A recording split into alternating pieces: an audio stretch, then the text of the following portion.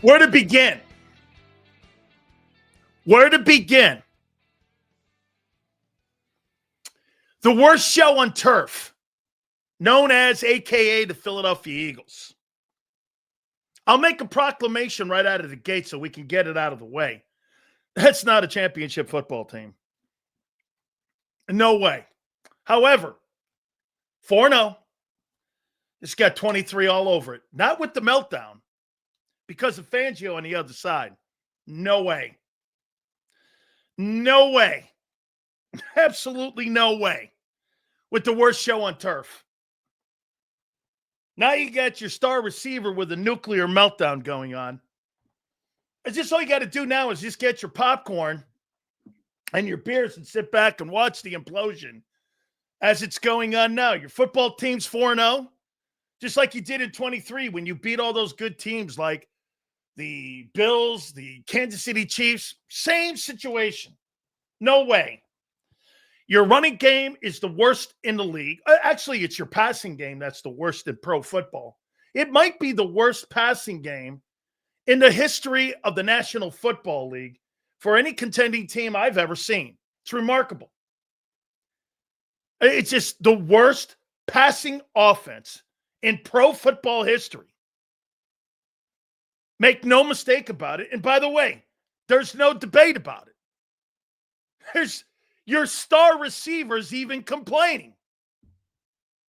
Okay? Your star receiver is even complaining. Super chats go to the top. Hit the like button here. We're going to get into it. We're going to give you our takeaways here in a second. I mean, listen, I want to start it off by doing this, though. There is no question that you are 4-0 right now because of the resiliency of that starting quarterback, Jalen Hurts. It's not your pathetic run game.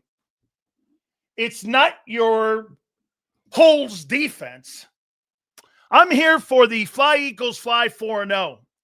Elite, complete, repeat. God bless you all. Enjoy the motherfucking hype train. By the way, everything that guy just said, I completely disagree with. They will not win the Super Bowl this year. End of story. Thank you for the 12-month member. Appreciate it. Not happening. The worst offense in pro football is in Philadelphia. So let's go to the takeaways. First half. Really some good football. Just absolutely some really good football by the Eagles. Seal, did you see another McNabb-T.O. situation with A.J. and Hurts? I don't know if that's with A.J. and Hurts. I think it's more to do with A.J. and management. I think it's more to do with management and A.J., not Jalen. Jalen's winning ball games. Barkley's not a factor. Your receivers are not a factor. It's Jalen Hurts. Here, check it out. For the second straight game, if you go by the numbers here and you take Hurts' 62 yards out of the rushing attack, you ran for 26 yards?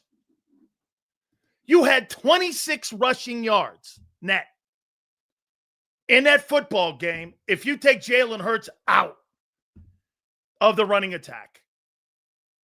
Think about that. You had 88 yards rushing.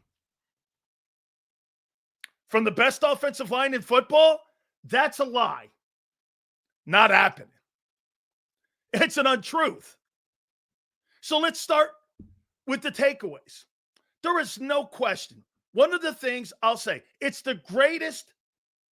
It is the greatest and the worst offensive football team I've ever seen in competitive history.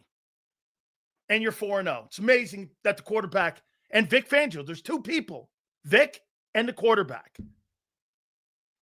AJ's frustrated because he knows he's a difference maker and feels underutilized. And there's not a problem with that. Maybe his approach. Folks, you're 20-1. There is no doubt about it. There's a pedigree and there's a difference. Here's the difference between Jalen Hurts and Baker Mayfield. Baker Mayfield, at the end of the day, is going to make bonehead plays. Hurts is never going to. Jalen Hurts can have 100 yards passing and beat you. 100 yards passing, and beat you. I'll tell you one thing throughout this whole experiment here with the first 4 games, the first 12 quarters of football, I've got more of an appreciation for Jalen and more of a respect for how he approaches the game than any time in the 4 years previous me covering him. As for the rest of it, they believe, and I told you, all of you guys thought, you know what? What's crazy is all of you guys thought that because you had a second half versus the Rams, that you were going to revert into this somewhat scoring offense or passing offense. And as we told you here, that was never going to happen. That was never going to happen. They were not going to go down that lane. That's not what they were going to do. That's not what they do. That's not how they approach it, okay? 88 yards rushing they had in that ball game. It's pathetic. Can already tell this is going to be a good day for football talk. By the way, kudos to Hurts, man. He will not play like Mayfield. You know what the people in Tampa wanted me to do today? They wanted me to give Baker Mayfield credit for lighting the house on fire and then fucking putting it out. Not happening. You're down 14-0 with 7 minutes left in the first. You lit your house on fire. Came back to haunt you. Remember I told you on the pregame show? Look for special teams. Was a factor right out of the gate in the first series. Come on, dude. You're not beating the Philadelphia Eagles with gaps in special teams and 2 turnovers. That's not happening. Headlines of 2025 Eagles. The genius play caller and Kevin Franklin Barkley looking like a one-year wonder, and the idiots posting a 4-0 record. By the way, I don't care about that. Anybody who posts 4-0, I don't care, and I'm not talking to them today. That has no bearing on the Super Bowl. You were 2-2 a year ago, and then you ended up going on to win a Super Bowl. So 4-0 means shit too, like 2-2 meant shit a year ago. 2-2 meant shit a year ago. Just like 4-0 means shit right now. I mean, let's get into it. So let's go to the numbers here. They're pathetic. And get this. As I said on the postgame show, I don't think they played great on defense. You're giving up 5 yards a carry, 5.5 a carry. You're now 25th in defense. You're going down, not up. Where are you going up? Where are you getting better? Show me. In the first 4 games, the first 4 games of the season, where in the world are you getting better? Oh, if you take this explosion play or take that explosion, that's part of the game. Here's the 60 minutes of football that you played against the Bucs. Okay? This is the reality of what happened, not what you think happened.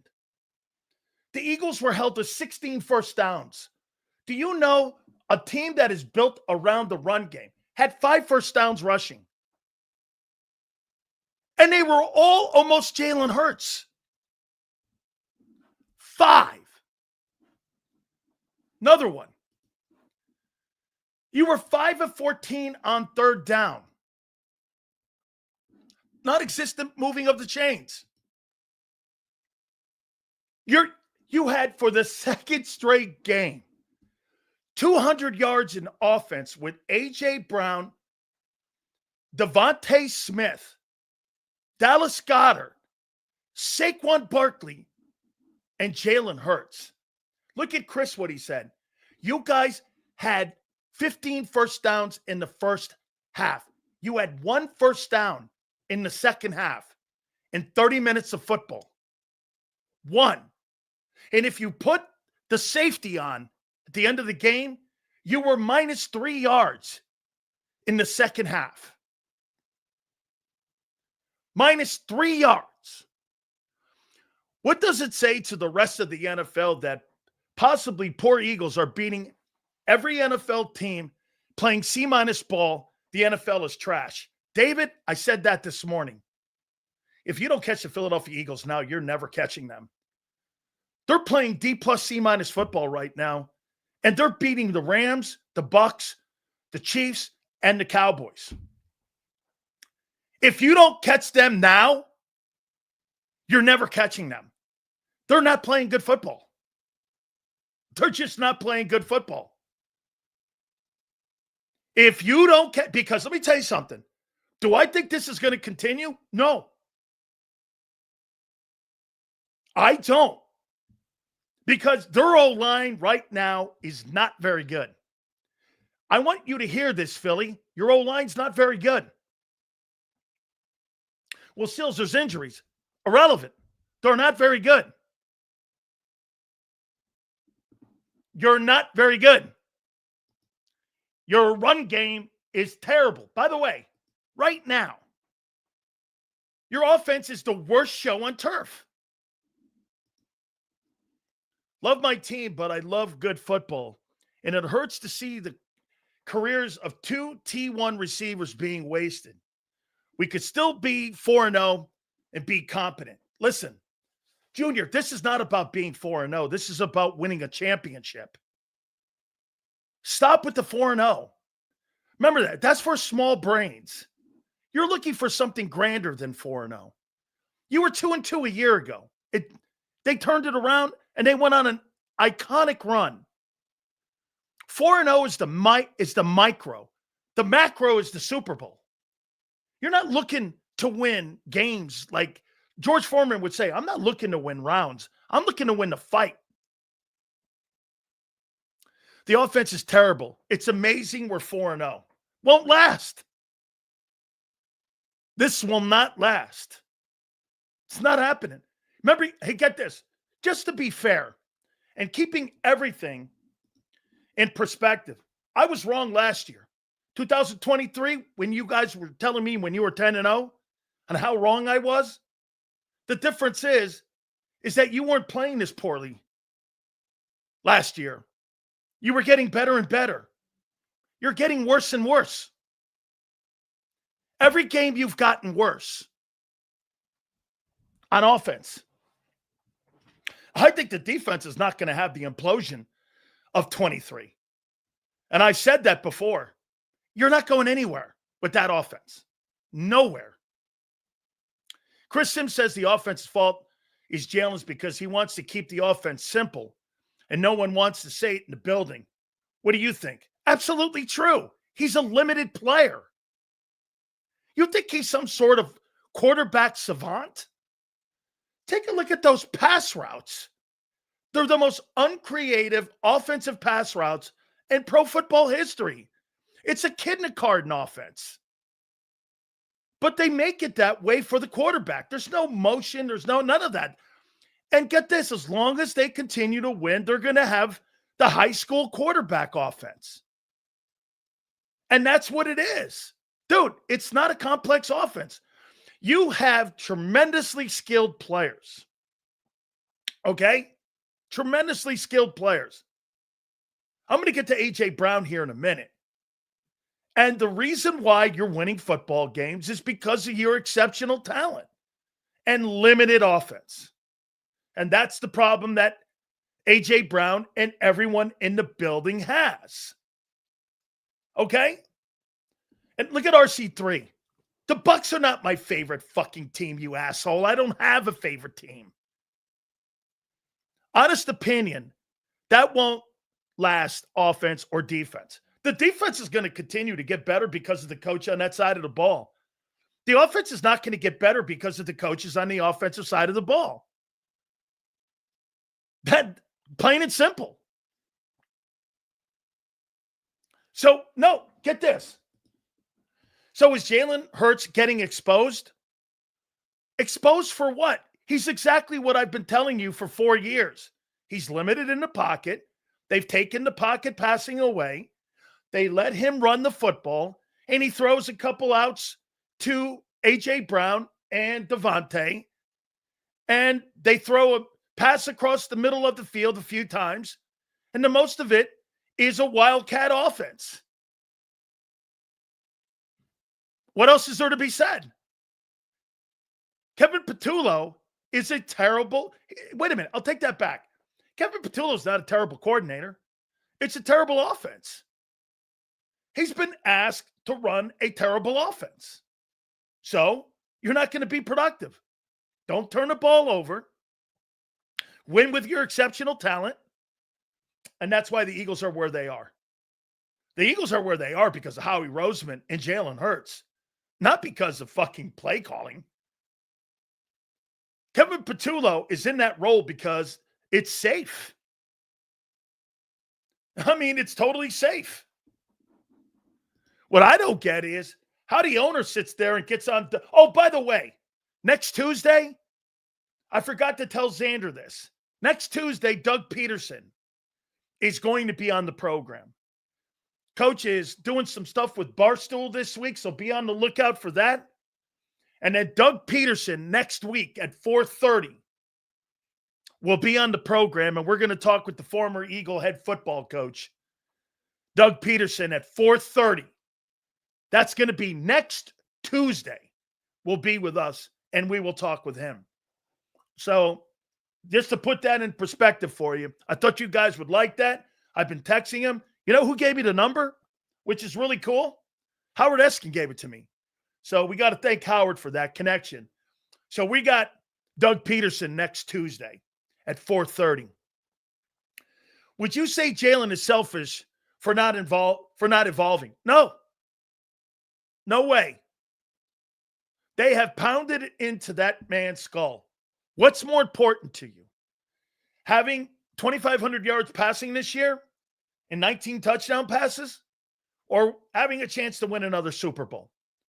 So until that dynamic changes, he's not going to evolve the offense. The quarterback is not evolving the offense because he doesn't want to. So this is a little on him. To your point, Trey, this is a little on him. Jalen Hurts is looking at the offense and in the best interest of the team, not the best interest of A.J. Brown. The best interest of the team is to play this style of football. That's why the quarterback is the only guy not bitching. Do you know how frustrating it must be for A.J. Brown not to be able to have a quarterback that stands up to be able to evolve an offense, to involve some great playmakers?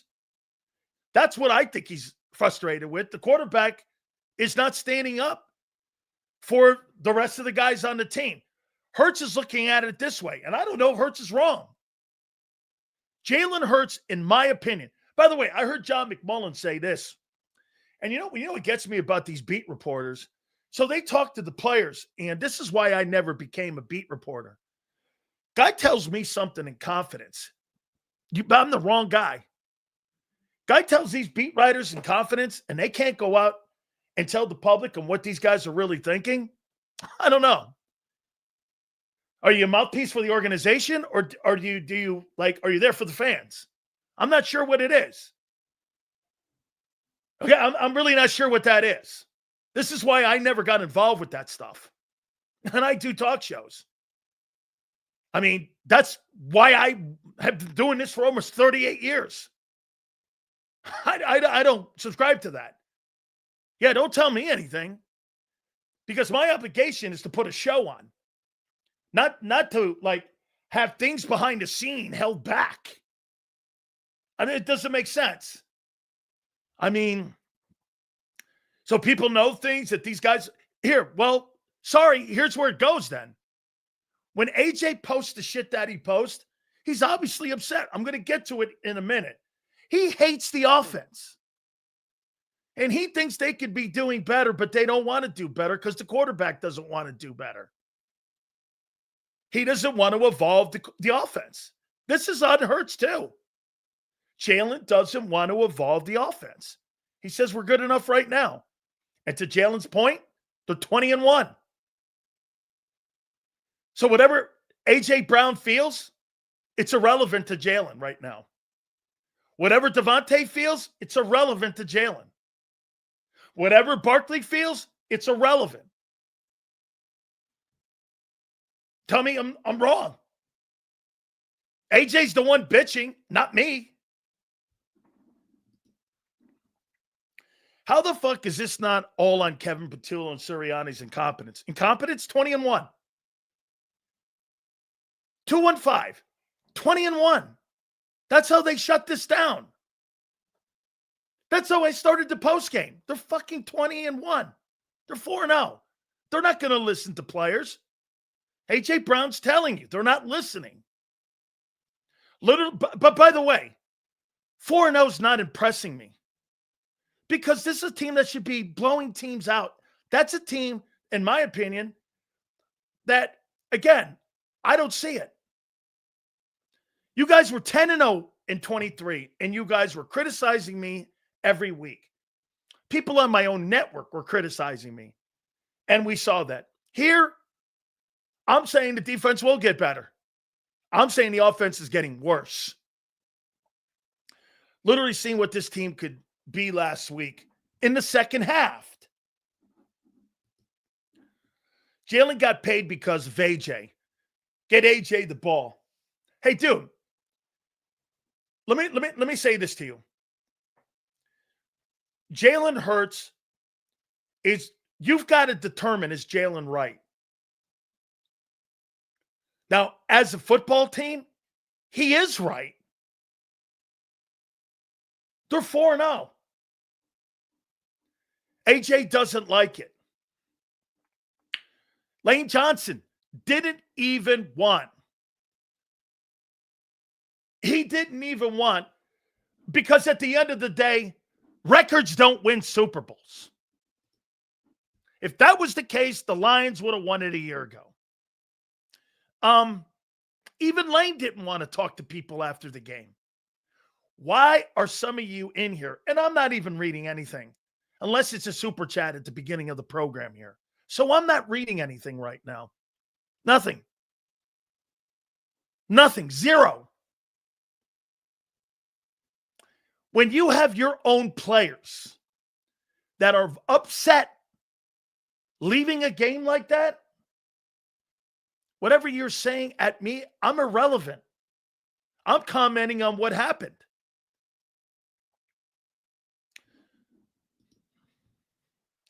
Okay. So you think that Jalen Hurts agrees with AJ? To what extent?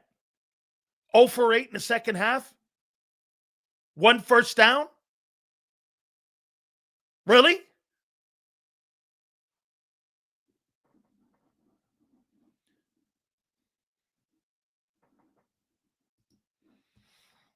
Did the team look less disciplined than last year? No.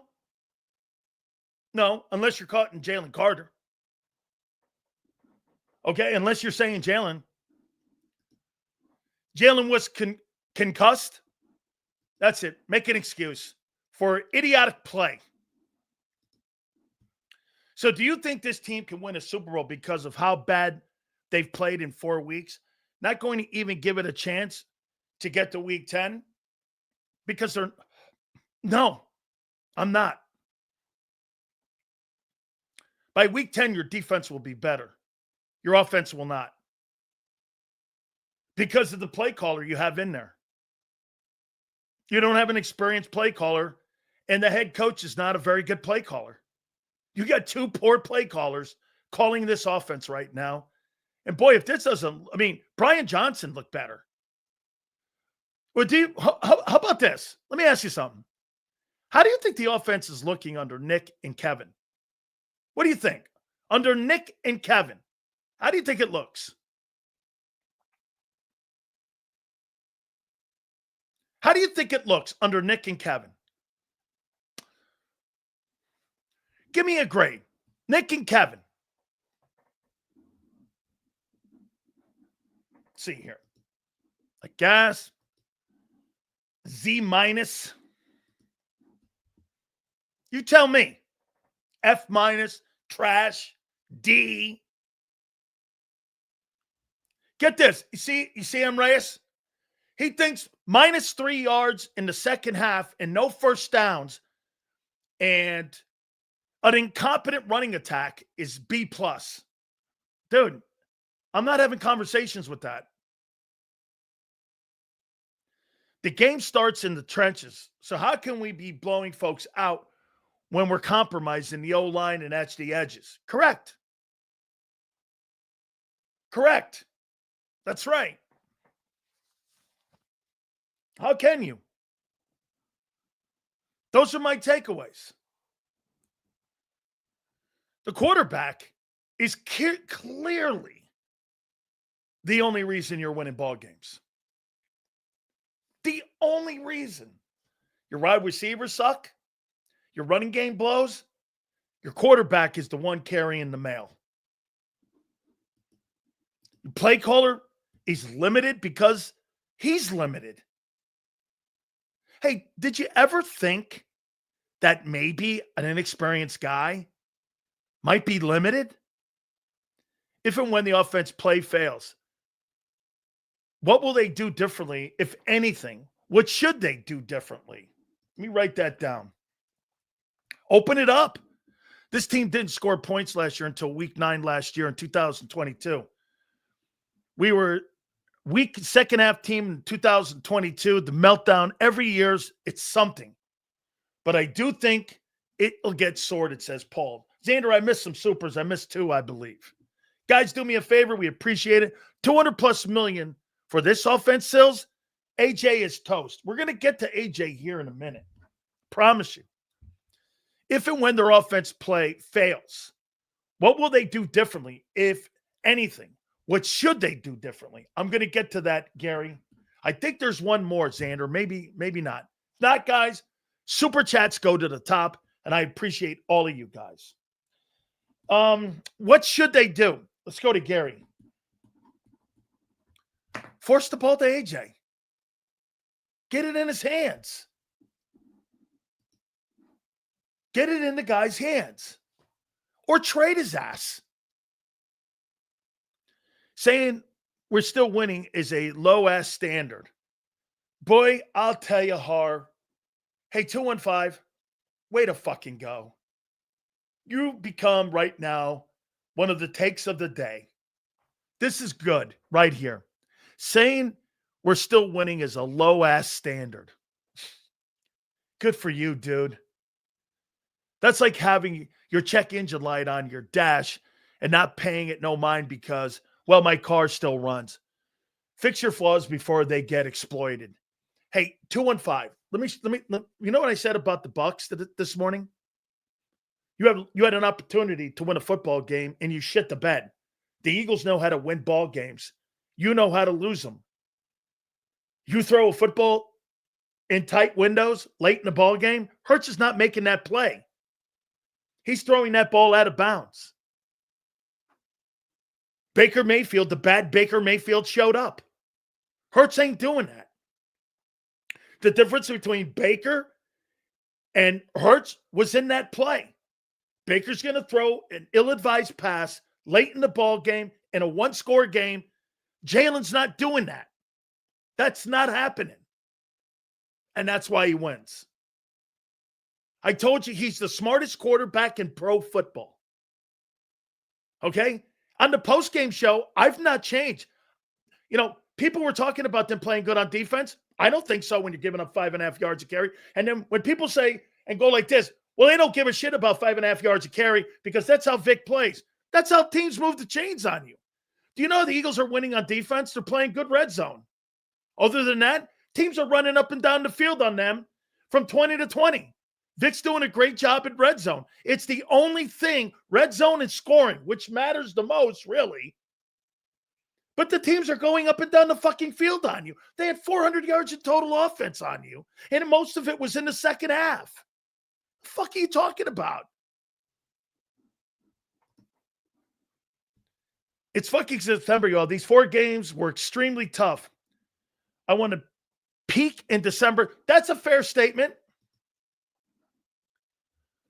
Avant said on postgame, paraphrasing, that AJ ran half-ass pass routes. Of course he ran half-ass pass routes. You know why? He's tipping off, like I told you a couple weeks ago. When the play's not coming his side, he's giving you half-ass efforts. And they're tipping off where they're doing and where they're going. I missed the Super, Xander, because hey, guys, thank you again. I can't thank you enough. By the way, you're a fucking amazing football team. You're an amazing football team with players on your team. You are amazing. You have amazing players. Too bad you're not utilizing them. Hurts may be the reason we're winning. He's also the reason our offense can't sustain itself. He's not utilizing his weapons. Penn, he can't. I've been telling you since day one, he is not a good pocket passing quarterback. Why have you all not believed me? And now that it's starting to come to fruition, they've dummied down the offense. They've made it simpler. He's using his wheels, and that's what they want him to do. Jalen Hurts is never going to get better as a passer, ever in the history of God. When are you going to get that through your heads? He's not going to evolve into some high-level passer. I'm sorry. Team bigger than that's his mentality. Quite frankly, as a defensive guy, I have to agree with you, Dave. Okay, get this. He was not a good passer in the Rams game. He was a good passer in the second half with desperation. The Eagles are not developing him as a passer because they don't want to. Why are you not getting that? Your last two coordinators have done dick with making him a better passer. Nothing. Nothing. Zero. It's a high school offense. And he wants it that way. You're not going to evolve this. I started laughing after the Rams game when everyone said that they're going to open up the offense because of what happened in the Rams game. They did exactly what they did, and then they went into their shell in the second half. No. You're saying we suck at passing because philosophy. Okay, fair. So why is the running game a shit show? Injuries. Lane was taken out. Steen got injured. Dude, Cam Jurgens is a shell of himself. He's a shell of himself. Vita Vea. Now, all fairness, Vita Vea is a fucking machine. He tortured him. I mean, he was throwing him around like a rag doll. Seals, Nakua can catch 10 balls a game. AJ can too. Agreed. Hurts reminds me of a point guard in the NBA. Like a Chris Paul. He scores 40 points per game. We win the regular season. When the playoffs start, team sucks. No, I think it's more like Chris Paul could score 40 points, Penn, in one game, and then turn around and give you an 8-score game. And that's what I think Hurts is. I think Hurts is that kind of guy. One more time. Jalen Hurts is winning ball games for you. Okay? Hurts is winning ball games. But he is not he struggles with blitzes. He's not very accurate when it comes to out passes. How many overthrows were there? They didn't complete a pass in the second half. I mean, I think he's accurate sometimes, more so than not.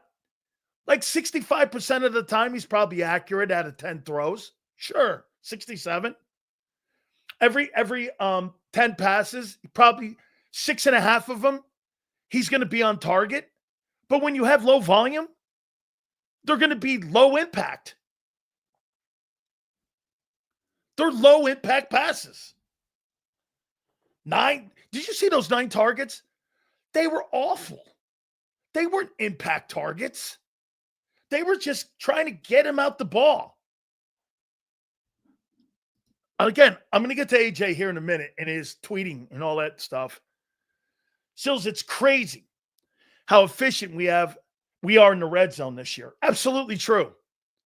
We have more points than we should with how few yards we gain. Dude, you have great Curtis, excuse me. I'm going to say it one more time to you. Curtis, you have fabulous offensive football players. But it's the worst show on turf. It's not sustainable. Just like it was in 23. This is not going to be sustainable. People, I guarantee you, moving forward, people on my network, people around Philadelphia, they will not agree. Albeit, all good. No problem. I'm sticking to my guns on this one. It's a shit show.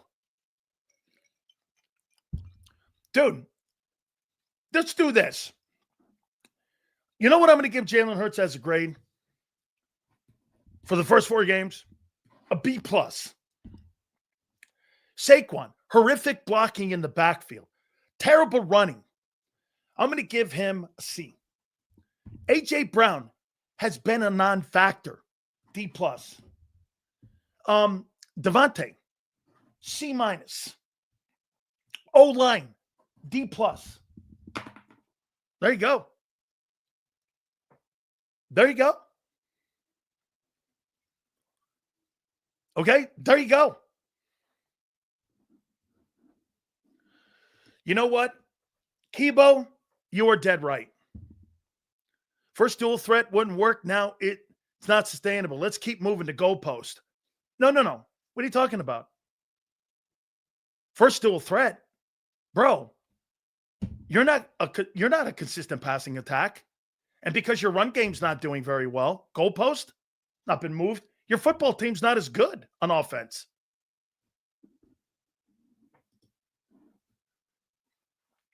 Sills at least Cam's. Get this. You know what John McMullen said yesterday in the postgame show? I had a chance to think about what he said. You know, I got off the air and he goes, well, the Eagles aren't playing up to their standards, but to the rest of the league. The rest of the league? What's that got to do with Philly? What's that got to do with Philadelphia? What does the Jets O-line have to do? Well, if the Jets, you should take a look at a Jets O-line. Who fucking cares about the Jets? That's the comparison? Look at the rest of the league. How about you compare yourselves to yourselves? That's the standard you set. That's the gold standard, is the Eagles, not the league. I mean, fuck, man. You know, they're playing up better than anybody else. What the fuck does that mean? That's the thing that separated you, was that you were so head and heels above the rest of the league. Sills, is this fair? We have A+ talent on offense, but we have F in coaching, so mediocre at best. Well, get this. Well, let's put this in context there. How many people believe that Nick Sirianni's a great coach? A great offensive-minded guy? How many people believe that? He is a great offensive-minded guy. How many believe that Nick Sirianni is a great offensive-minded guy? It's like either the O-line block and there's nobody open, or the wideouts are open and nobody's blocking. It's crazy. So, okay. So Nick Sirianni, in your opinion, let's just go with this. He's okay. Okay? Then you hire somebody who's never called plays. How do you think that's playing out with a not so great offensive-minded coach whose best skill set was designing wide receiver routes for Frank Reich? Frank Reich was the OC in San Diego with Rivers. Frank Reich's the one that called plays in Indianapolis, not Sirianni. When Frank was the head coach in Indy, he called plays. Sirianni is a guidance counselor with pom-poms. So isn't it wild? So wait a minute. If you think that Nick is a great offensive-minded coach, so when Steichen was here, the offense was getting better. When Steichen left, the offense kind of wobbled under Brian. A year ago, they didn't throw the ball. They ran it at an iconic rate. This year, when the run game's not, what's Nick's answers? What's Nick's answer? Sporadic play? Look, folks, I'm not talking about the 4-0 trophy. I'm talking about the Lombardi trophy here. Okay? This is not the 4-0 trophy. Aren't you beyond that? Isn't your conversation evolved beyond the 4-0 trophy? I thought this was more about Lombardi's. Dude, you're the Philadelphia Eagles. Act like it. You've got so much great talent. There's no team in pro football. There's no team in pro football that has more offensive skill set than you. None. None. None. The players aren't going to let you down. The organization is. It's a mindset. They're holding the players back. And injuries. And injuries. Okay? And injuries. That's why this can be fixed. Now, Lane's a 15-year veteran. I don't know if that gets fixed.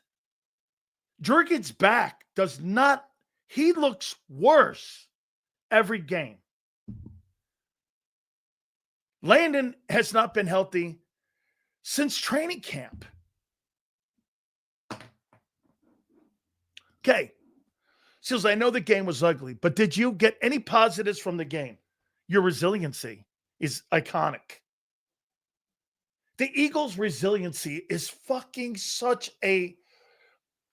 I wish to God you could get a bottle and bottle that up and sell it in 6-packs, because if you could bottle up that resiliency that Eagle team has, it's what makes champions. My God. You know, there's not a lot of it that goes around. So it's kind of like in a little shot glass. And it's very, very small. Very few people ever drink from that cup. You got that fucking shit in spades. It's so great. You get emotional thinking about the heart, the drive, the will, never surrendering. It's everything a pro athlete prays to get. That resiliency is off the charts. Uncommon. I fear if we don't win the championship this year, things will go south quickly. No, well, wait. We say 21-1 and act like we're a dynasty. Don't forget how quickly the Legion of Boom in Seattle ended. You're not a dynasty, dude. Multiple championships are won with dynasties, not regular season wins, unless you count the Atlanta Braves winning 14 straight AL East flags as a dynasty. That's a cheap man's dynasty. Xander, I missed some supers. Guys, please hit the like button. I appreciate all of you being here. By the way, Howie needs to buy out Frank's contract to get him in here. You're not getting him until the first week of December. November 29th is when Stanford's year's over. You're not. But Bill, thank you. I might have one more. If that's it, okay, all good. Guys, hit the like button. Dude, here's another positive. Your young guys are getting better. Campbell, Makuba, yeah, they're getting better. They are. Guys got turned around. They got beat a couple times. That's a good football team you played. The Bucs are good. And they're getting better. I'll tell you, Jordan Davis did not have a very good game. I think Carter was okay. I don't think your edge rushers killed you that badly. But they ran at 5.5 a clip. They had 375 yards of total offense on you. And the majority of it was in the second half, and they put 19 points on you. That's good? Sure, okay. And what world is that? You watch when Vic talks tomorrow. I agree. Carter's hurt. He is. Cooper's the best. Here's another positive. I'll tell you what, man. Cooper DeJean and Zach Bond are fucking tackling machines. They are exceptional in open space. I mean exceptional. Nothing gets by those guys. They have tremendous angles.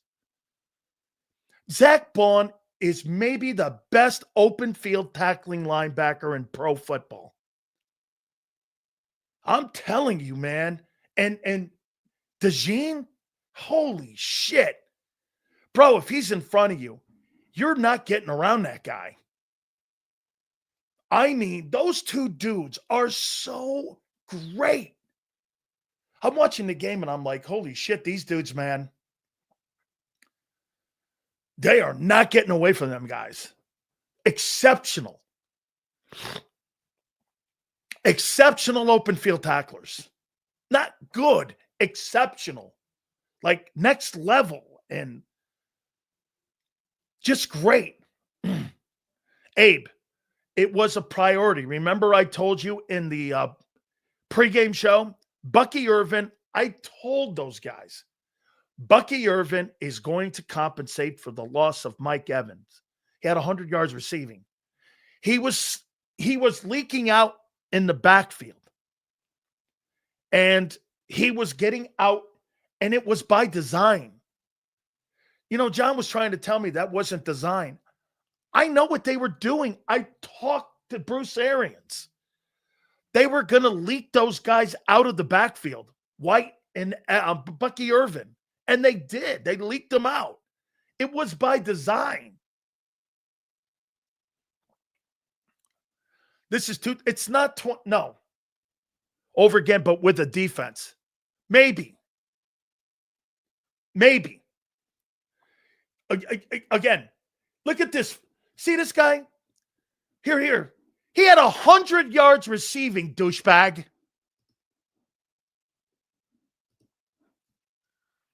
Our defense has to lead and tighten up stopping the run while we straighten out the shit show on offense.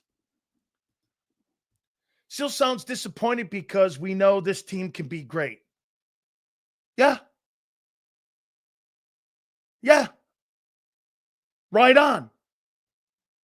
Yes, Sean. Yes. Totally true. Hey, Sean, before I read this to you, Sean, when I say you're playing D plus C minus football and you're 4-0, that's a compliment. We know Jalen not the best passer, but last time he had a competent OC, he finished second in the MVP voting. Well, then why didn't you do it again? Give him a competent OC. They need an OC like Lincoln Riley. Absolutely. Lincoln Riley? You mean Lincoln Riley who just lost to Illinois over the weekend? That Lincoln Riley? No, thank you. Lincoln Riley is the worst coach USC has hired in 50 years. Exactly what did he win? I think your boy was okay. I don't think he was really anything out there special. Missed some open field tackles. I don't know. Bucky Irvin, but he's a very shifty back. Not too shabby. I don't know. He can't tackle. Bucky wasn't the intended passer initially. He was the second fucking option in the play. He was the underneath. I'll leave it to somebody that knows how to read a defense. Okay, guy? They keep hiring from inside like they didn't learn from 23. This offense needs a top-tier OC. You know one thing I give Kellen Moore? Kellen Moore knew that he had to limit the quarterback's touching of the football. They don't trust Jalen Hurts. How about your cowgirls celebrating ties? My cowgirls? Hey, are you under the impression, David? I think you're goofing on me, but that's cool. I think you're under the impression because I played for them that I root for them. I don't. So if that 2024 or 22 Eagles saw this team, they'd hang 50. Oh, absolutely. That 24 and 22 team would hang 50 on this team. Yes. Yes. Absolutely. You can't play scared in the NFL. Tanner took backups against the starting D and cut it loose. James, I appreciate that, but that's a whole different deal. Hey, Pump, I promise you, Pump, next game that guy gets in, it'll be back to reality. He was okay. I mean, he's nobody special, man. Like I told you, Reed wasn't anybody special. Reed Blankenship's nobody special. Keely Ringo's nobody special. Special is Cooper DeJean, Quinyon Mitchell, Bond. Those are special people. Carter. Those are special guys. AJ, Devontae. Those are special. Those other guys are dudes.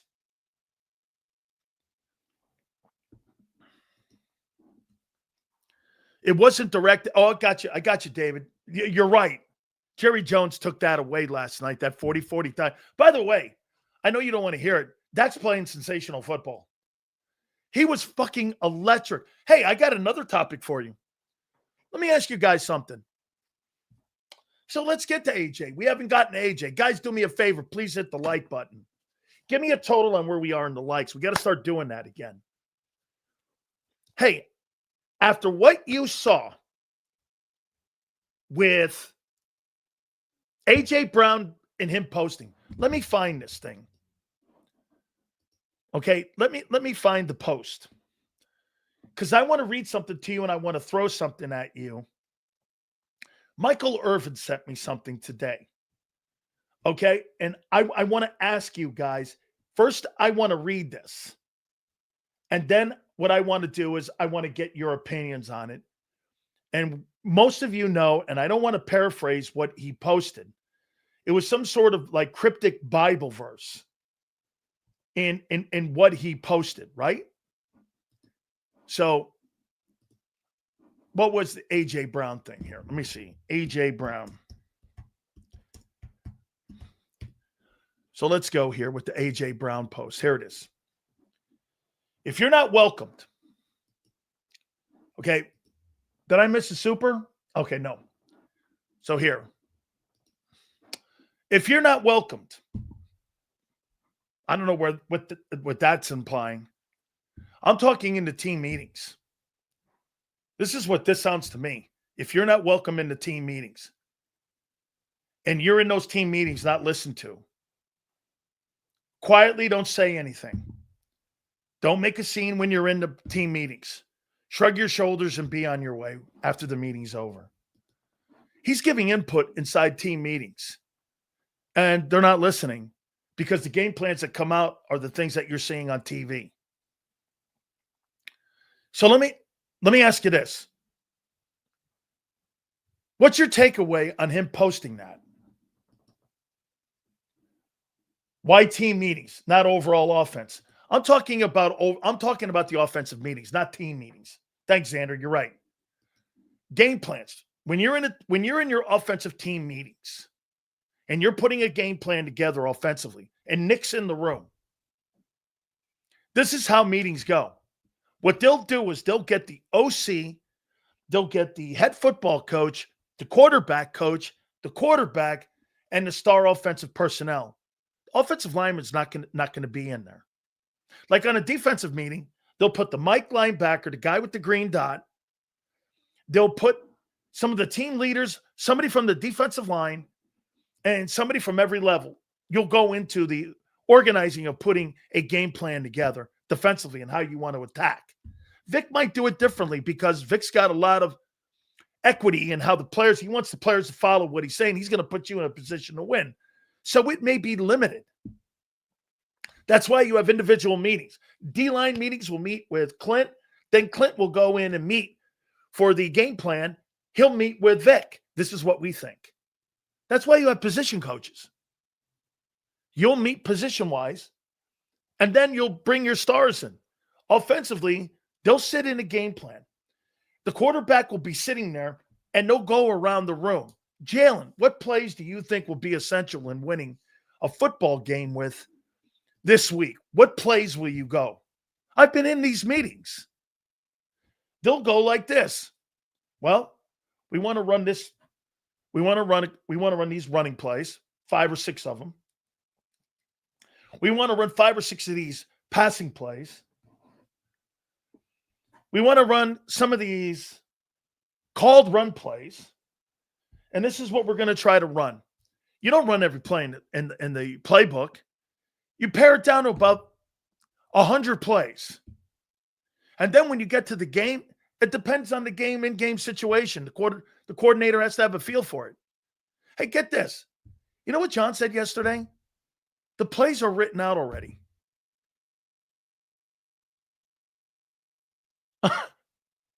So you mean you put a game plan together on a Saturday and no scripted plays?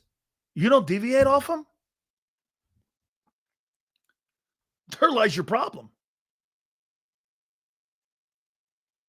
I mean, if you're putting a game plan together on fucking Saturday and you've got 25 to 100 plays scripted out on Saturday, John McMullen said this. They already know what they're going to run, he said.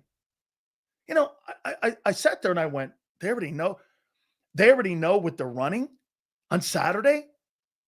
Well, how do you know what the game's going to determine if Todd starts doing other things defensively to you? And he doesn't bring as many blitzes, or they line up in a different formation on the defensive line. You're going to stick to your game plan? Well, that's part of the problem why you wobble like that. So with your evaluation, Keely Ringo was worse than Adoree? No, I don't think any of them are very good. I don't think any of them are good. Okay, so the lesser of the evils? Sure, put Ringo in. No problem. Thanks, Pump. Yeah. Of the 3 bums? Yeah, put Ringo in. Sure. Okay. He's the best of the 3 bums? Put the less bum in. Yeah, okay.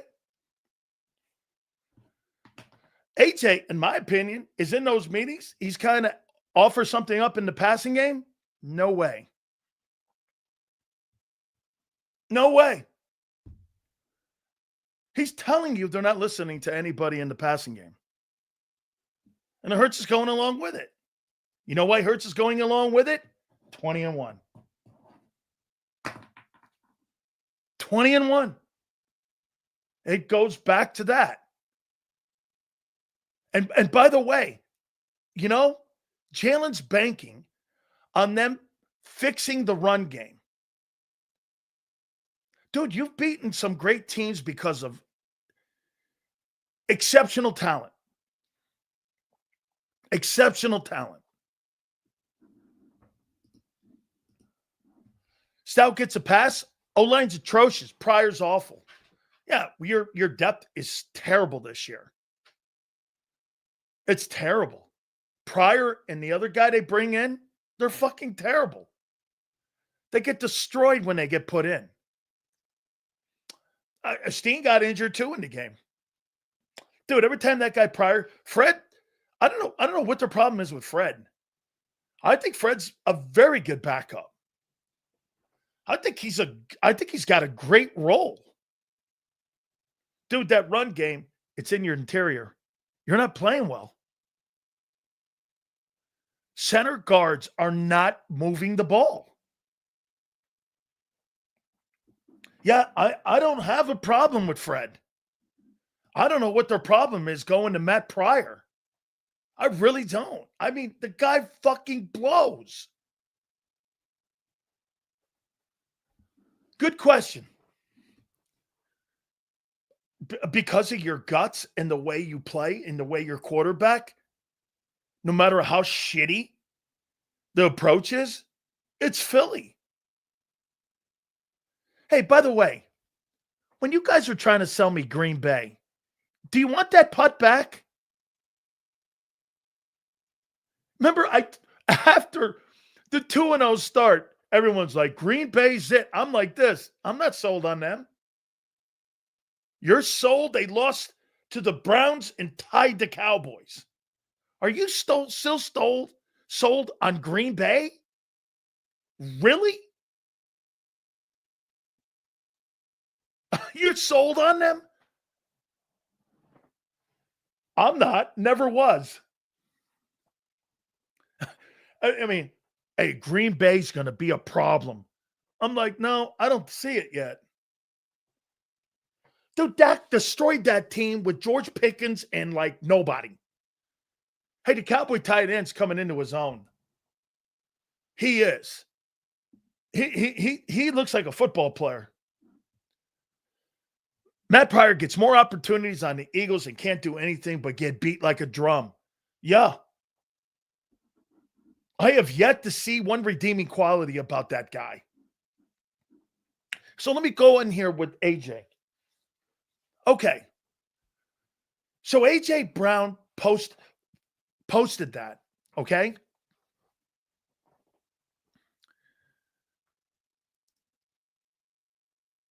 Do you think that if AJ had a choice between Dak Prescott and Jalen Hurts, who do you think he would take? No take on my previous chat, my super chat. The Latin Inferno says that he had a prior super chat. We'll get to that here in a second here. Who do you think AJ Brown would take, Jalen or Dak?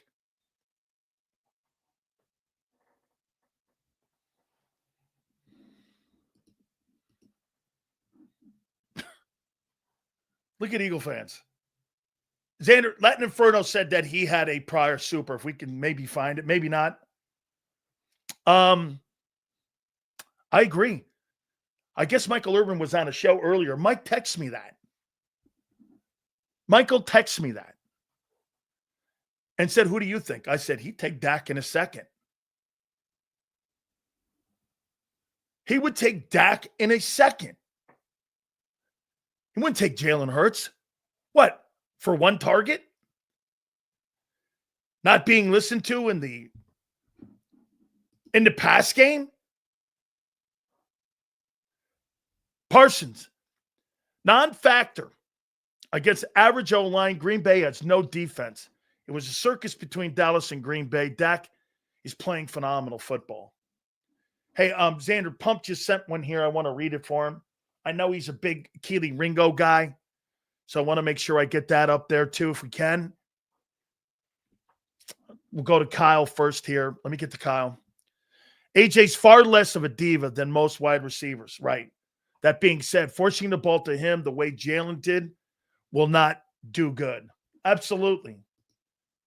So, Pump, Sills, would AJ and Devontae be disgruntled if Tanner was the quarterback? I believe we would have a prolific passing attack, kind of like the greatest show on turf. Dude, the Eagles aren't into developing quarterbacks. They're not into developing QBs. Everything Tom Brady said about offensive coordinators, the Eagles do everything wrong. What are they teaching them? Jalen Hurts is still the same pathetic guy when it comes to taking on blitzes. He still struggles across the middle of the field. They limit the offense. He's still learning pass protection. What are they teaching him, actually? Denny. So, by the way, Angelo Cataldi will be with us at 3:30. I don't know yet if Gary Cobb is going to be with us at 4:30. So let me see if we can double check here if G Cobb's coming aboard with us here. I want to double check here. Let me send this out to him and make sure G Cobb 4:30. Let's see here. So Angelo and Xander will be with us. Hurts was great against the blitz in the first half. Stop segmenting football games. It's 60 minutes. Games have ebb and flows, man. So I believe it's going to develop into a problem if it stays this way. We can't keep everyone happy. But when you get the best wide receiver in the league and paying for it and can't without him, come on, Abe, yes. Any updates on Carter's shoulder? That they're probably not going to tell you. One more time. I want to make sure you guys understand one thing. You guys have exceptional talent. It's exceptional. Exceptional. Exceptional. You don't have exceptional coaching on offense. Remember, you know what's funny? I asked you last year and I asked you this year, what did Kellen Moore bring to Jalen? Nothing. What has Kevin Patullo done for Jalen and evolved Jalen on? What? Nothing. The only guy that has used Jalen right has been Shane Steichen.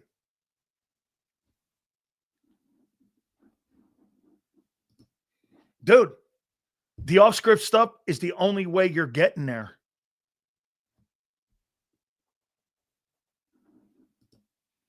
Seals, it's exceptional.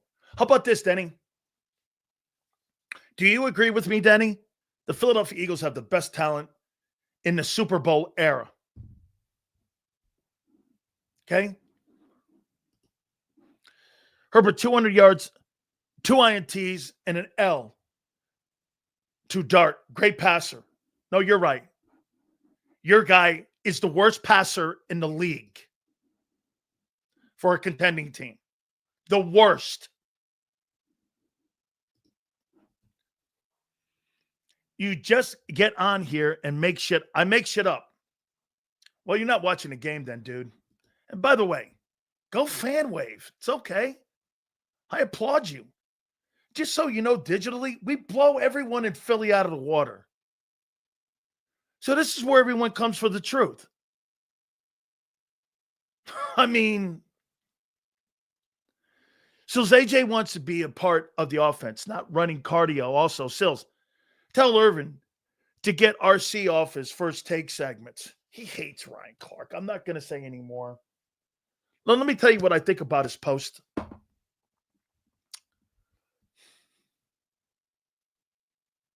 I got to remember that this is the modern wave of today and how players communicate.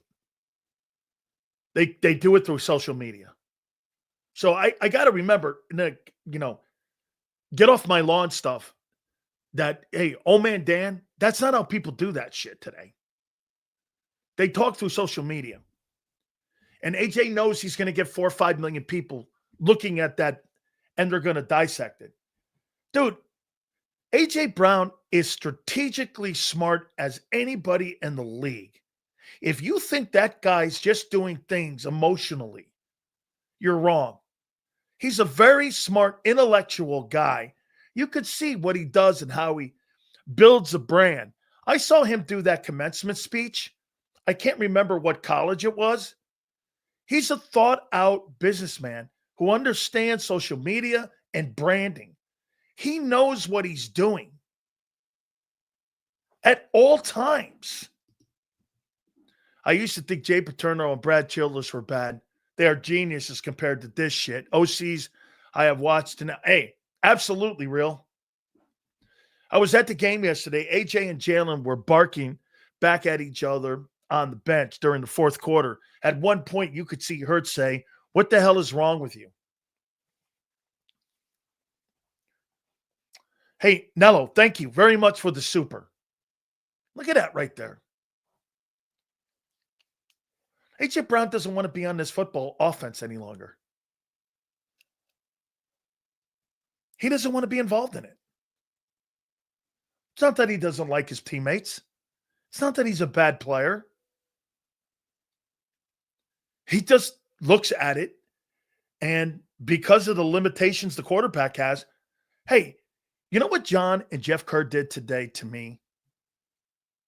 Xander, do you know what those guys did to me? It made me think that they know something that AJ told them. You know what it is? Here, I'll give you my opinion on what those guys, I heard him say it. I can't tell you because it was in private. AJ tells him that Jalen Hurts is limited as a passer. We just don't have the guy that has the skill set to get the ball to us like that on a consistent basis in the passing offense. That's what I took of that.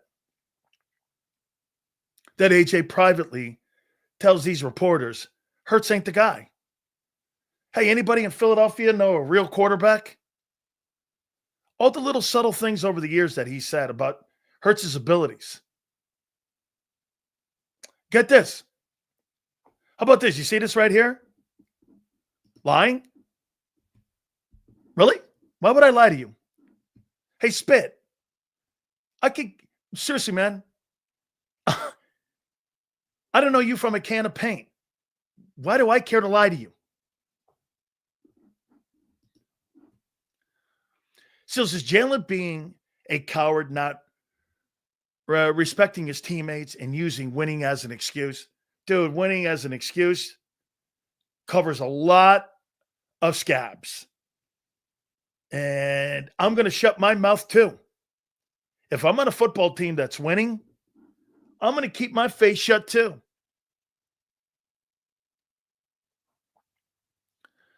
Is this sounding like McNabb and T.O. beef? No, because McNabb wanted to get the ball to the guy. McNabb just had a problem with the ego of T.O. and who was getting the credit for the wins. That was more about who got credit. Hurts is not, I don't believe Jalen Hurts is looking for any kind of credit at all. Now, do I think that A.J. Brown thinks that Jalen Hurts is overrated? Yeah. I guarantee you, when A.J. Brown leaves here, those comments will be said. That A.J. Brown will say that Hurts was overrated. You want to bet? I'll bet anything on it. Do I think that? No. Not for what they're asking him to do and how they've limited him to. Okay? And what happened? Right. I'll take a first for AJ and don't use him anyways. They don't use him anyways. Dude, at first for AJ, I think you need to dig deeper into your wallet. If we're going out to lunch and you're only going to pay for the entree, you're not going to lunch with me. I want the entree, I want the dinner paid for, and I want the dessert paid for.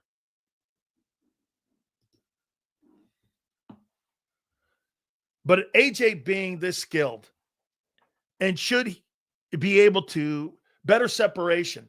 Dude, AJ Brown is checking out. He's checking out. That tweet means to me he's checking out. Angelo Cataldi is going to join us at the bottom of the hour. He's checking out.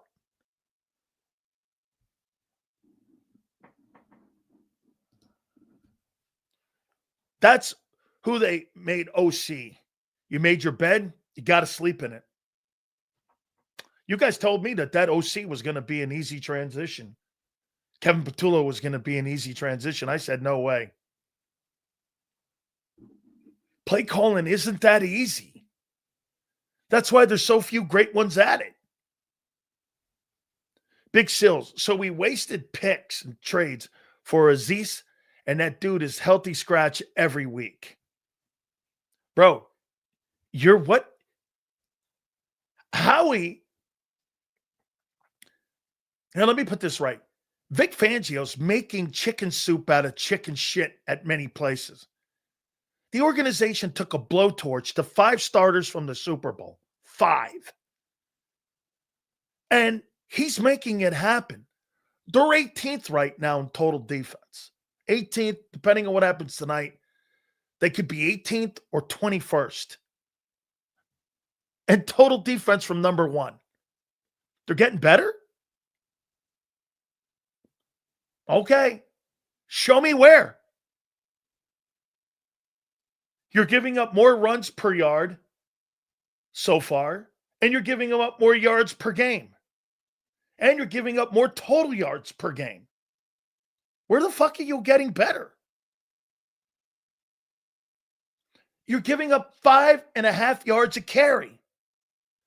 You're giving up 365 yards in total offense. Last year, you gave up 272. You're giving up a full 100 yards more already in 12 quarters. The fuck are you talking about? I don't see that. I mean,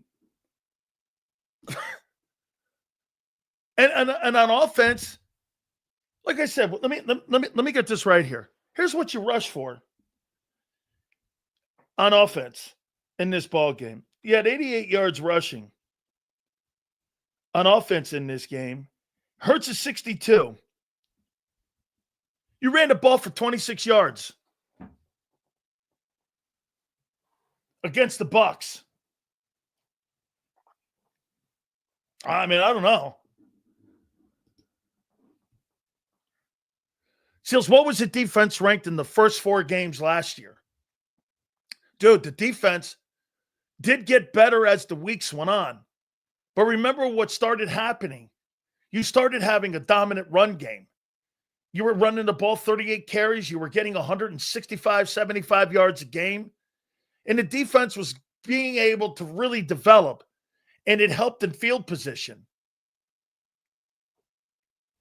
I mean, hey, do I think the defense is going to improve? I think so. Yeah. They're going to continue to get better. But you know how they won't get better? If that offense keeps sputtering like that, no chance. It'll start imploding because field position, like it did in 23. If you keep getting 3 and outs the way that offense is going and playing a sporadic, you're going to hurt the defense's development. And you're going to beat Chip Kelly again.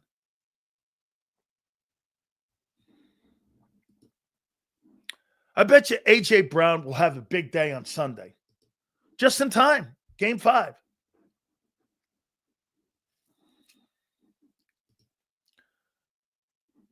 Let's see here. 23 won't happen again. I happen to agree with that. I think you got the right coach on the defensive side of the football. Agreed. Is it me or did you have a guest that said a long time ago that the wide receivers at Alabama were pushing to have Tua so that they can get the ball? Yeah. That was one of the reasons they wanted a more wide open offense, and they wanted to have a guy that would be able to use all of those players that Alabama had. Jalen Hurts cannot spread the field. He's limited. But, hey, 20-1 shuts that down. Defending Super Bowl champion. Hey, you know what's crazy? Let me ask you guys something. So do you guys think that I'm bitching at a 4-0 team too much?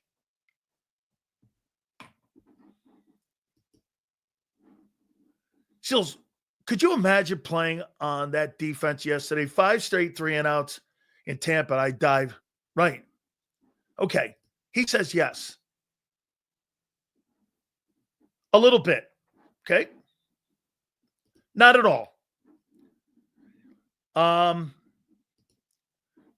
Where's Xander here? No, 4-0 doesn't mean anything. Just like 2-2. That's correct. Okay. So let's see. So wait a minute. Well, then how come AJ's complaining?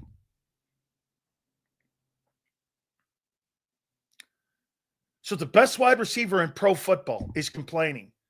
And I'm listening to him.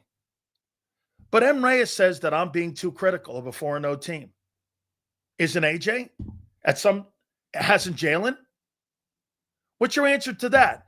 So you're mad at AJ Brown too, right, M. Reyes? Is that right, M. Reyes? You're telling AJ Brown that he's being too critical too, right? Yes or no? So me and him are being critical because we're looking at a bigger picture. But you're saying I'm too critical. So look at this. AJ doesn't realize it's Liars Month. So a guy from the cheap seats thinks he knows more than the best player in the league at his position. That's a first.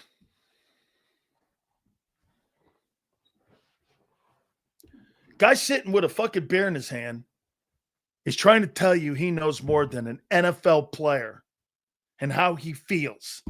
Fucking absurd. I mean, absurd. How about this? I'm with Xander on this one. I'm with Team AJ. I don't think AJ wants 1,500 yards. I just think the motherfucker wants to be involved. I don't think he wants 150 yards. I think he wants to be involved. Is that too much? I think he wants 85, 90 yards. I don't think the guy's looking for 200 yards football games. He just wants to be involved. Look at this guy. And they were 9 obnoxious targets.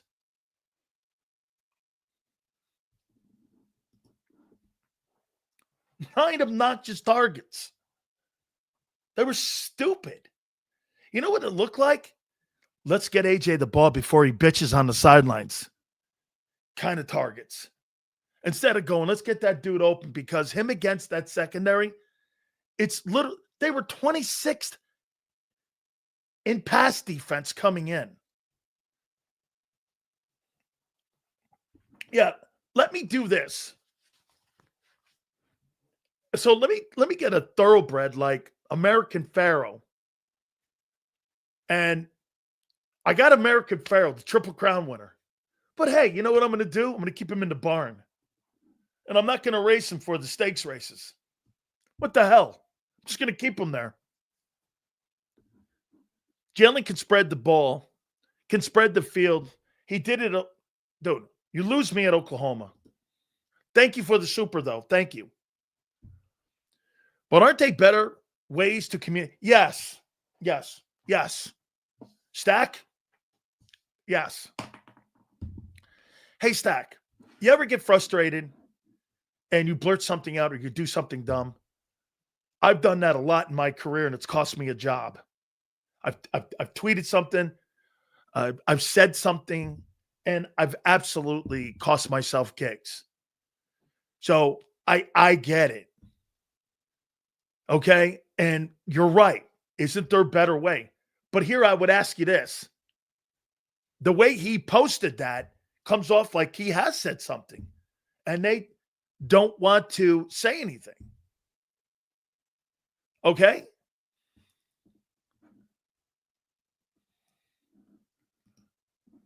Stop calling him the best wide receiver. Chase exists. Who? Oh, yeah. The guy with the meaningless yards in Cincinnati? That guy? Okay. That's who your guy is? I'll take the guy who knocks people out in a run game. You go chase that guy around. That guy's a flea. That guy is a cheetah. I'll take the cheetah. You take the flea. Jalen wants to be the hero. No. I don't think that guy works like that. I do not believe that Jalen Hurts believes he's some sort of superhero and he's fucking this or that. I don't believe that. Now, the way he carries himself, I don't know. Sometimes he's just a weird dude. But I'll tell you, I got a feeling, man. And what John McMullen and Jeff Kerr did today on Birds 365, my opinion is he thinks the quarterback's overrated and he can't get the ball to him. And that's why they have a game plan set up the way they do. I heard John say this. Now you leave it open to open-end comments like this one right here. AJ wants that. He wants all this out. He wants to tell you the reason I'm not getting the football because the quarterback's is overrated when it comes to passing. That's how I read it. Until otherwise noticed, that's what I believe. Hey, by the way, he's giving you more innuendos than anything on this. Killy had a six. Hey, keep pimping him there, hey, Pump. I'm sure great. Blankenship's terrible. Told you that. You want to give him a $15 million a year contract. Hurts was terrible too. I think Jalen had a concussion in the second. Never going to dismiss that because, I don't know, man's health, never question it. Emmanuel Acho made a good point. Passes to AJ were all here damn passes. AJ tossed the ball after he caught it. Like, what the hell are you throwing that to me for? AJ wants to lose to force change. No. I'm not going that far. This guy wants to take an L, so all of a sudden everything changes. I don't believe that. Bro, you shouldn't have to have a loss for a superstar player to make a change. You shouldn't have to do that. I'm not buying that. That's why I said he'd rather have Dak Prescott as his quarterback. He'd rather have Dak. He'd rather have anybody else but the guy in the building because he thinks he's limited. Okay? Oh, yeah. Let me see. Yeah. As much as I like Jalen, I can't be the only one that believes we can achieve this level of winning with a more talented quarterback.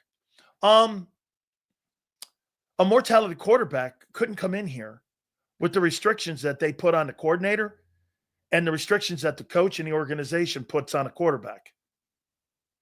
They couldn't come in here and win. No. No way. Hey, are you under the impression Joe Burrow would throw 50 passes in this team? You're wrong. Joe Burrow would throw 20 passes. Joe Burrow, Jalen Hurts. Wouldn't matter. It wouldn't matter. Offensive grade ring. 3 quarters through 4 quarters. A+. There's 60 minutes in a football game, Mad D. Well, let me set this up for Angelo here. I'll tell you what, you jumped this man's shit last year for 5 wins. I'll tell you what you're not going to jump his ass for is the coordinator. And I'm going to make a point to you here. Now you got A.J. Brown bitching at everybody.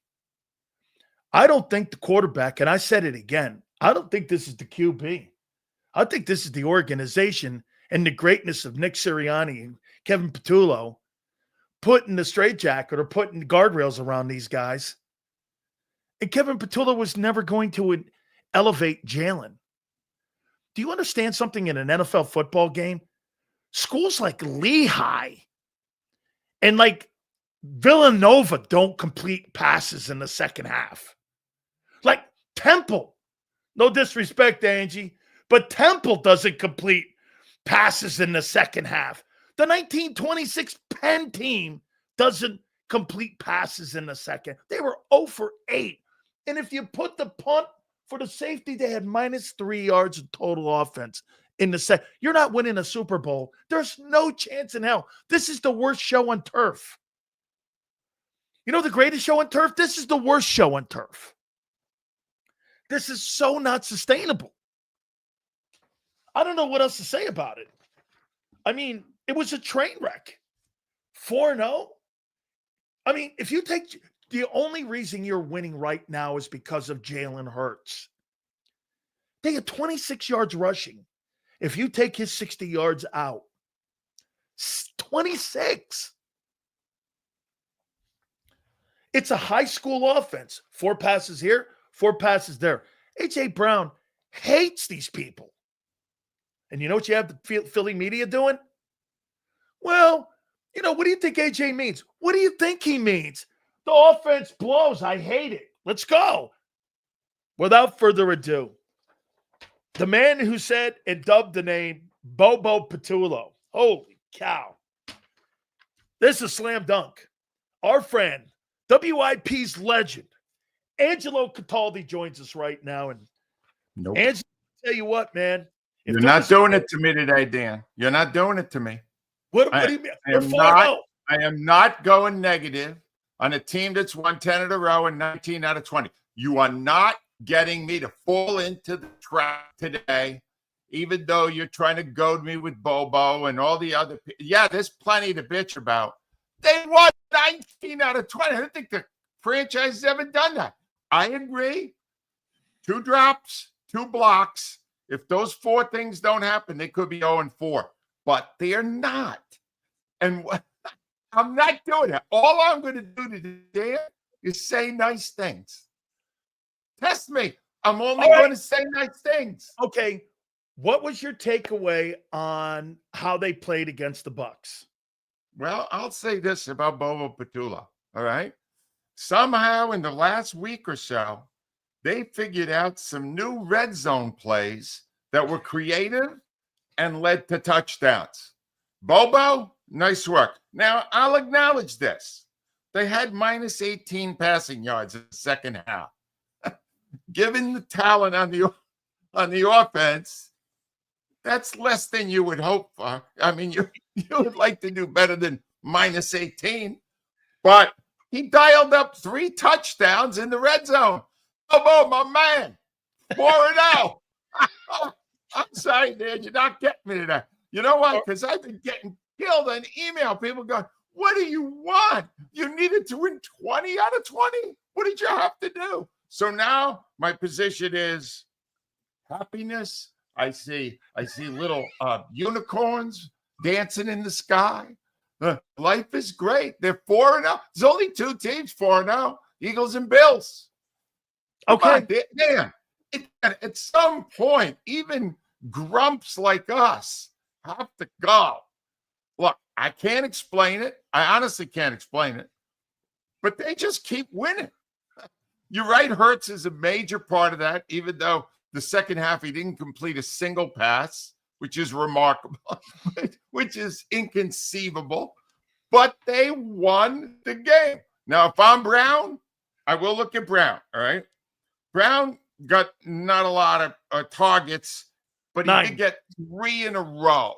Whoa. There was one sequence, 3 in a row in one series, which was stupid. No, but it wasn't stupid. It must have set the trap for the finish. Oh, I got it here. Well, I'm not Dan. You got to understand something. I watched this game yesterday with some of the greatest callers to my show I ever had. I still keep in touch with him. I had Austin Arnie over. I had Keith from the Dirty 30 with the kidney. We got him on the show. He was there with the new kidney. Dr. John Scanlon. And all I did for the whole second half was bitch. And I went, no, there's no way they're winning this. And I figured the whole thing out. So I went, they're screwed now. They're down one score in Tampa, 103 heat index. Tampa plays in that weather a lot more than the Eagles do. Eagles got all these big, bulky linemen. They're dead. They're dead. And then what happens? Somehow they pick a ball off in the end zone, right? Campbell makes a play, gets the thing. And then they get a big sack on the last drive, and Baker Mayfield runs out of bounds. Dan, at some point, even jackasses like us have to look at this and go, there's no logical explanation for it, but you know what? I'm jumping on and taking the ride, see where it goes. Now, the minute I do this, I'll probably lose. But I'm reaching a point now where my own negativity is mothering me. Even my negative, I'm going, you sound like an idiot. They won 19 out of 20 games. They had a parade. What are we doing here, Dan? Angelo, you're drinking the Kool-Aid, man. I can't believe you. You are drinking the Kool-Aid. I don't want to be looked upon as senile old man grump in the corner waiting for the next game so he can stop bitching again. It's Dan, 19. Can you name me last that won 19 out of 20 in the NFL? That's hope. I mean, it's almost unheard of. Now we're looking at these games and we're amazed, but they're winning. I don't know. You had Sirianni on the sideline yesterday. How many coaches take a competitor like Baker Mayfield and try to heckle him? Now, you would say to yourself, that is stupid strategy, right? Who won the game? Who won the game? The high school coach. I would love to keep lashing away because there's nothing I like more than ripping people, but 19 out of 20, I hit my own break point. Honest, I mean, it's crazy. Angelo, you're drinking the Kool-Aid here. All right. So let me give you a little more Kool-Aid here then. So I want to read you this like Socrates would. Angelo, if you're not welcomed, not listened to, quietly withdraw. Don't make a scene. Shrug your shoulders and be on your way. A.J. Brown got 5 million views on that thing because he's telling people in the room no one's listening to him. No one cares to listen. This ain't about being 4-0. This ain't about being 19-1. We're not going to win a Super Bowl with this approach. That's how I read that. How did you read that? He's right. He's right to complain bitterly because when he is featured in schemes that give him an opportunity to get open, he's almost unstoppable. Yes. But they haven't been able to do that this year. You can almost tell, Dan, the way this is going this year offensively, if Ertz drops back and doesn't locate a receiver and release the ball within 3 seconds, it's not going to work because they just waiting back there too long.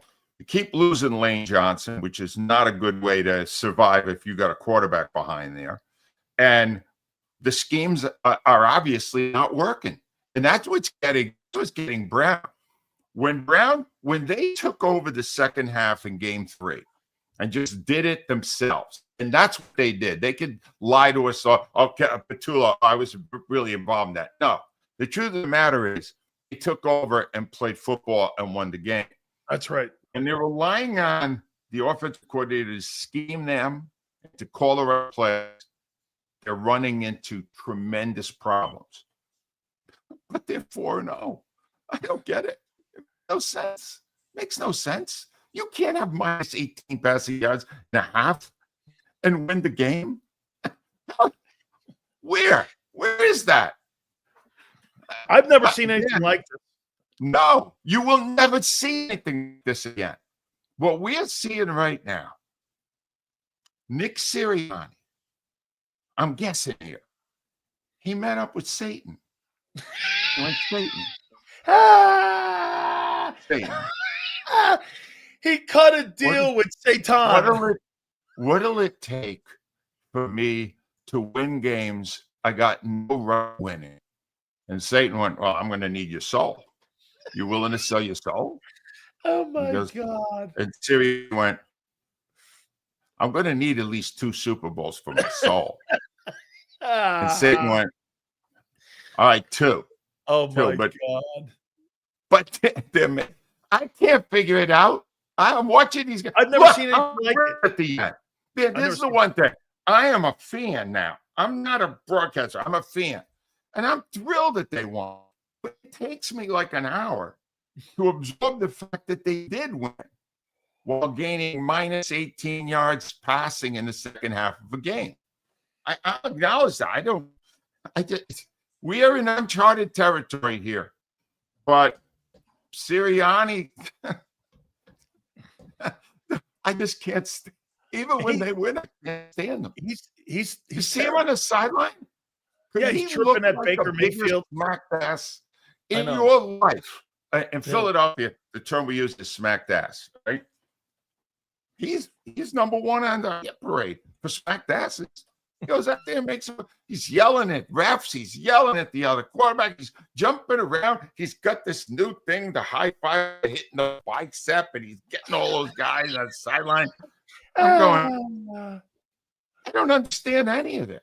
Maybe I am senile. I've never seen anything like this. No, I've never seen a team play like this. Do you think this is AJ's last year in Philly?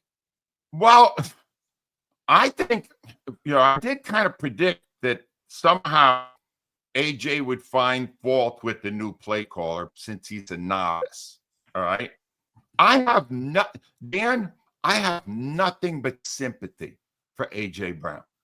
Because I'm on his side, Brown, I am. He is using 1/5 of his talents. He is the greatest wide receiver in Eagles history. I've seen enough of it. I've talked to enough people. Nobody has the talent package that A.J. Brown has. So when he finishes a game and he's got 3 catches or whatever he does, and he's not scoring touchdowns, he's got a right to feel that way because he's in his prime. He's not using them right. But even he sounds like an idiot when 119 out of 20. Even the malcontents, when you're winning like this, it's not a good case they can make, even though he's right. You see, folks, he's sarcastically throwing 20-1 at you right now. And I know in your heart, 20-1 next week. How about this, Angelo? Do you think this is a Super Bowl team? No, I don't. I don't think they have one of the 2 best records. I don't think that, not the way. No, they will get exposed. But there's one other element to this. These 4 teams they beat, the Cowboys, not great, all right? The other 3 teams are solid teams. Oh, playoff teams. Buccaneers and Tampa, that's a good team. Yeah, absolutely. Yes. The Chiefs is still a good team. I don't know if they're as good as they used to be. They're still really good. The Rams, now they've righted the ship. Yep. These are not close calls against the Jets or against really bad teams. Yes. They're beating teams. They're favored, but it's 2 or 3 points a lot, and they're winning the games. Someday, I swear this, Dan, you will. I'll be dead, but someday you will look back on this and go, that sequence to 2025, 2026, where the Eagles forgot how to lose, was the most amazing period we've ever witnessed. Because they don't even look good, but they win the game.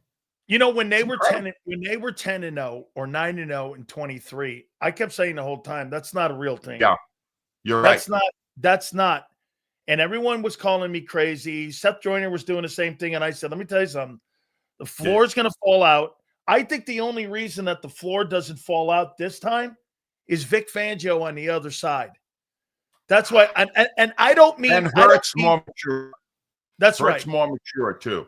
You're right. I think you're right. Oh, in 2023, I went on San Francisco radio when they were 9-0. They were getting ready to play the Niners. So the Niners will win easily. The Eagles playing like crap right now. Yep. And they got blitzed, they got blown out, and then they got blown out a whole bunch of games, and they just sagged to the finish line. Yeah, that definitely happened again, but it hasn't yet. You know, and these are not easy teams to beat, and they've won them. I don't think they are not a Super Bowl team at all. They have not played like a deep into the playoff team, but they just keep winning. I mean, this city now, Dan, it's gotten to the point in Philadelphia where everybody now assumes they're going to win. That's where we are. You don't understand how different that is for Philadelphia. For Philadelphia, we walked around for decades with the black cloud. How are the Eagles going to blow it this year? You see the way they lost that game, so how do you lose that game? It's the exact opposite now. People walk around going, man, I don't know. That wasn't that pretty. But, we're 4-0. It's so different. Okay, so let me go here then. Yep. All right. So what do you make of Kevin Patullo? I mean, I don't think he has a clue what he's doing. How much do you think Nick is on him? And this is Nick's offense. And this is Nick putting the straitjacket even on him. I mean, get this. Angelo, the quarterback is averaging right now and trending for 2,500 passing yards.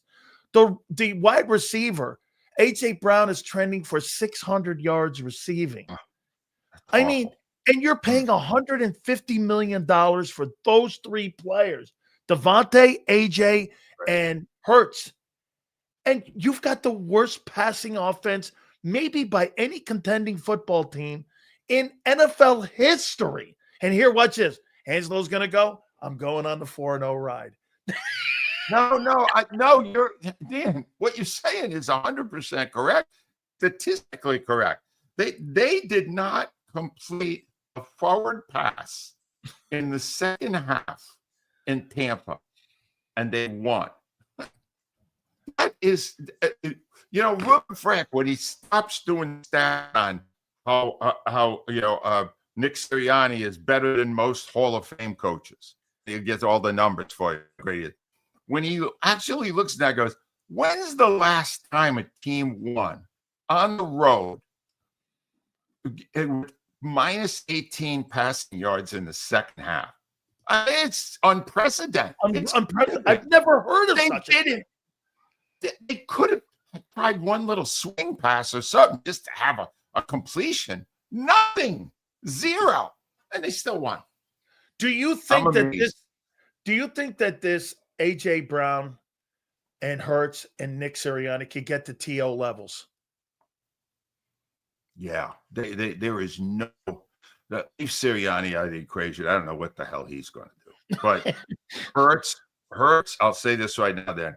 Hurts to A.J. Brown could be one of those, it could be Montana to Rice. Seriously. I'm that serious that's how good A.J. Brown is. Yeah. You get the ball near him, he'll catch the football. If it's 50-50 ball, it's not a 50-50 ball. It's a 90-10 ball. He'll catch the ball. You got to, if it's taken you that much trouble to figure out how to use this weapon, that you don't know what you're doing. They don't know. Kevin Patullo, Bobo, does not know what he's doing. All right? I can say that to you without question. Look at it. But he's walking around today going, 4-0, kid. I've never lost a game as a defensive coordinator. How remarkable am I? So I don't know, Dan, you're right. This could be 2023. I got some advice. I mean, wait a minute. I'm asking you for some advice. Yes. So when Eagle fans come in here and they say 4-0 to me, what was your retort when you knew the writing was on the wall and you knew in your heart how, and you being Nostradamus with that nose, you know it. How did you combat that when every time they would call your program and go, Angelo, you tell me, we're 4-0. Why are you being so negative? What would you tell you exactly what I did. I had a playbook for this kind of situation, Dan. And It cost me. One time I made a Oh, we got to get him up here. We got to get him back. I need the playbook, Angie. yes. All right, let's go. I think Okay, we here he blipped is. there Here for a he is. second. Here he is. I got you, Angelo. All What's the play? Okay. What's the playbook? So I would make bets, public bets. There we go. I would be so convinced, like you're convinced this Eagles team not going to make the Super Bowl. If the Eagles win the Super Bowl, Dan Sileo will shave all the hair off his head and face. No goatee, no hair. Now, if you see my book, there's a photo of me totally bald. Right? In fact, I kind of had to stay in hiding for about 2 months. I was scaring kids. Kids were Okay. running for cover. You know, they looked I'll like make that bet. Frankenstein. Yeah, no hair, Sileo. No, All that's it. gone. Okay, here's the Now- bet, Angelo. Here's the bet. Okay. If they win the Super Bowl, I'm going to shave my hair and all the face off, All right. everything. I will shave my head if they win the Super Bowl. So, but And the wait a minute. goatee. And the goatee. And Right. now, wait a minute. What happens if I win the bet? See, that's the courage of your conviction. You get nothing. You get nothing. See the purity of the bet, Dan? The purity of the bet is it's enough to show the world that you're a genius. Huh. I won a few of those too. I did win a few of those. But all you get out of it is the boost in reputation to know that you took that risk Okay. and you were right. That's it. All right. That's the way I did it. I am going to take a page out of Angelo Cataldi's playbook Right. here. And if the Eagles win the Super Bowl, I will shave my head completely bald and I will Right. shave my goatee off and we will do Right. it on the air. That's a great idea. And I will do it on the air. How's that? Yeah. Okay. That's great. Now, Okay. in all likelihood, you're safe. But I'm going to tell you something because I've been in that position, Dan. They start playing great. Gets a little tight in the collar. You go, Oh, no. uh-oh. Understood. Uh-oh. This could be a Understood. bad look. Understood. This could be bad. You know, Oh, no. I'm going to look like Mr. Clean. So I get it. I got it. Yeah. Okay. All right. How long you had that goatee? I just started, well, I got rid of it a little bit, then I brought it back. And so Right. because of the football season, I don't think I've shaved my head ever, except when I was in high school. I Yeah. shaved it. I haven't shaved it since then. So yeah, there's the bet. I'll make that bet, Angelo. We have Yeah. just now put that down for infamy that I am going to do that, and we're going to shave it. I'll have my wife do it live on the air. Oh, that'd be perfect. That would be great. Now, Yeah. chances are you're going to find divots in the back of your head and all I sorts know of weird because of stuff. the helmet and all that. Oh yeah, it's the whole thing. But you know what? Then you just walk out there and people look at you and they go, "Well, he must have lost the bet." Someone says in here, I'm gonna look like Yeah. a tortellini. Hey, Yeah. Hey. Yeah. Angelo, do you think that there's something wrong with Barkley?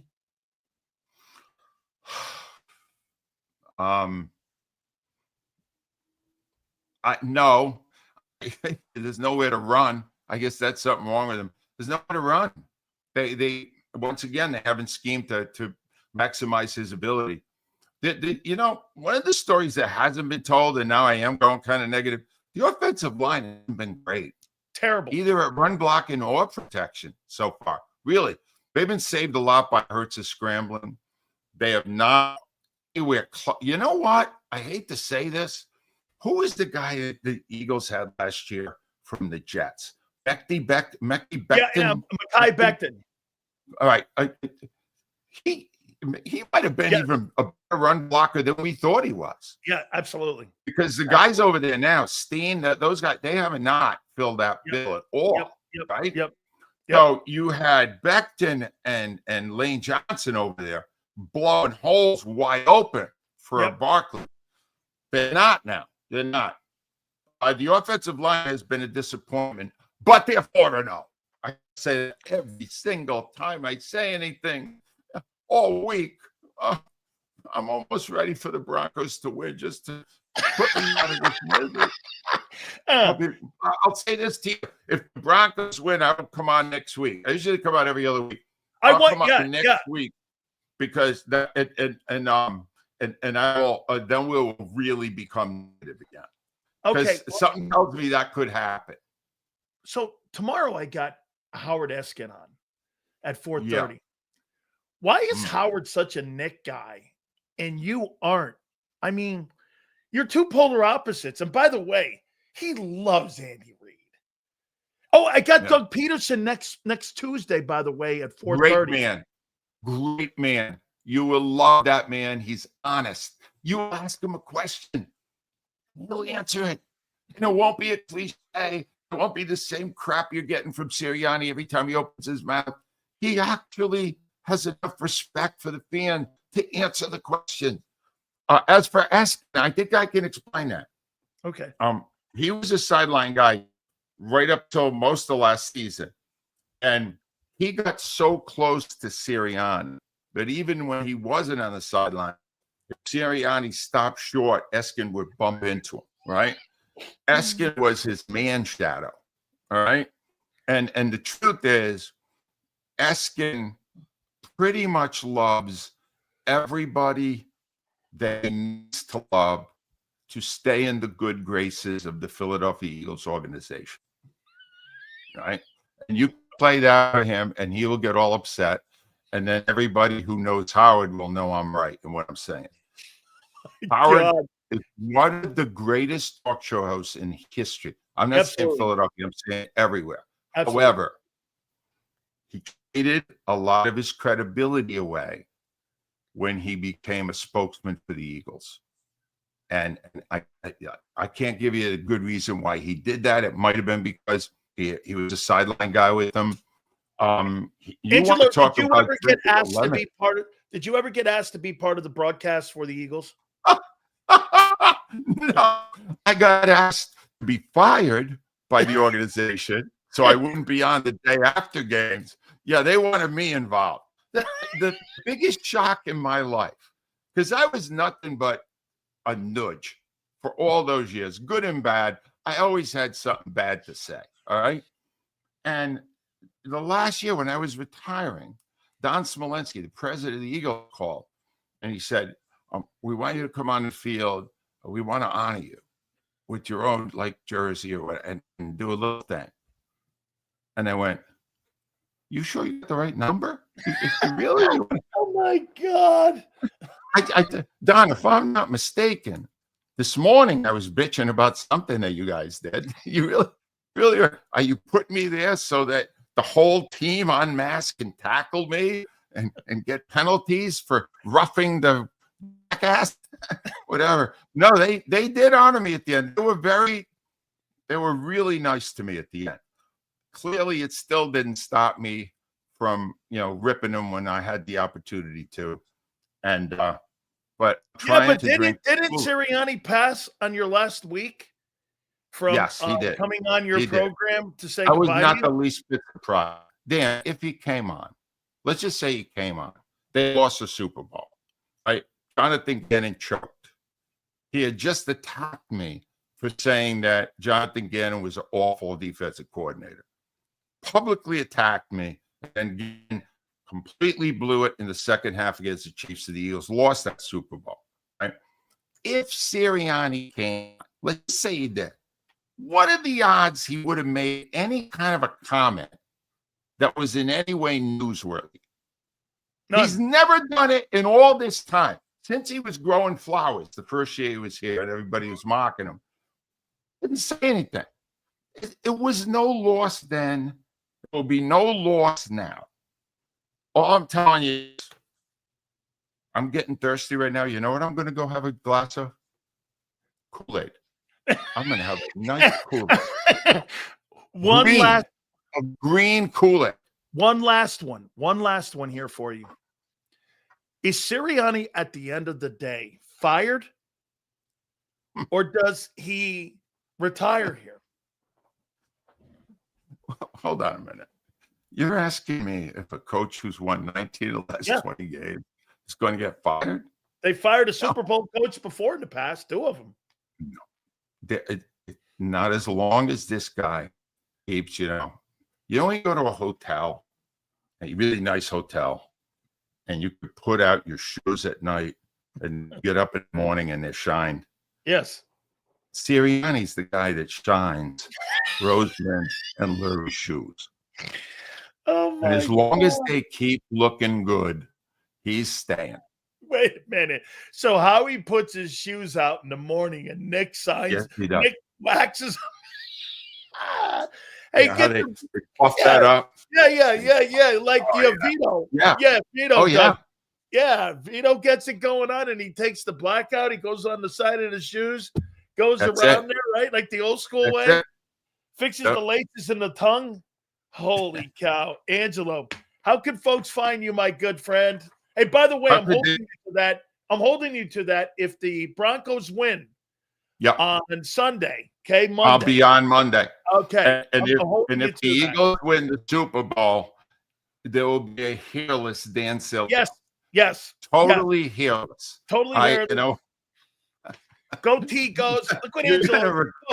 I feel comfortable. You will regret this. No, would you tell your wife? She might be upset. Maybe she only likes your hair. Well, I don't know. You know what? I think the guy she married, I ate. So I don't know. I mean, that guy's a long time ago. So she might think I might look better with no hair, knowing her. So anyway, AngeloCataldi.com. Make sure you check the book out. Let's see what happens on Sunday. Angie, we will catch up again. I'll tell Howard tomorrow you said hi and thank you. And I'll tell Doug next week too. Thank you very much, Angelo. Great. Anytime, Dan. You got it. That's our friend, Angelo Cataldi. I see your smart ass things here. So I'm going to do something here. Excuse me. I'm going to put this in document here. And I'm going to send this over to Roseman and Associates. I, Dan Sileo,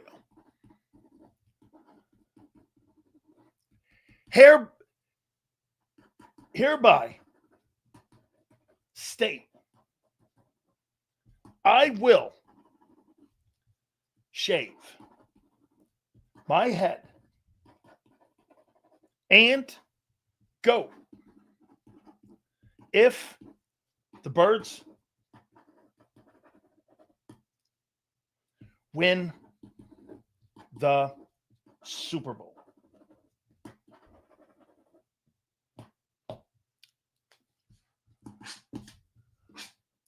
It is September 29th, 4:08, and my signature.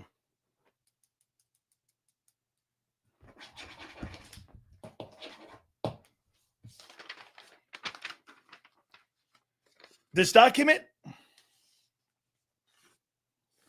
will be put right here, and it will sit there until February 9th. That is the ultimate pledge by Dan Sileo. And it was formulated by Angelo Cataldi. So, and by the way, we will tweet this out and we will make this public. I, Dan Sileo, with the help of WIP icon, Angelo Cataldi, have sworn I will shave my head and goat off if the Birds, Eagles win the Super Bowl. Live on JAKIB Sports. September 29th, 2025.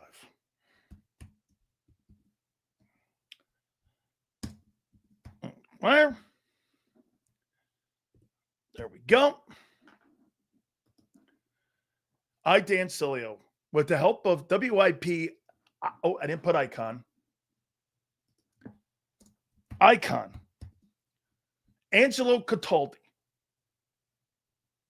have sworn, I will shave my head and goat off if the Eagles win the Super Bowl live on JAKIB Sports. Date, September 29th, 2025. Send. Bang.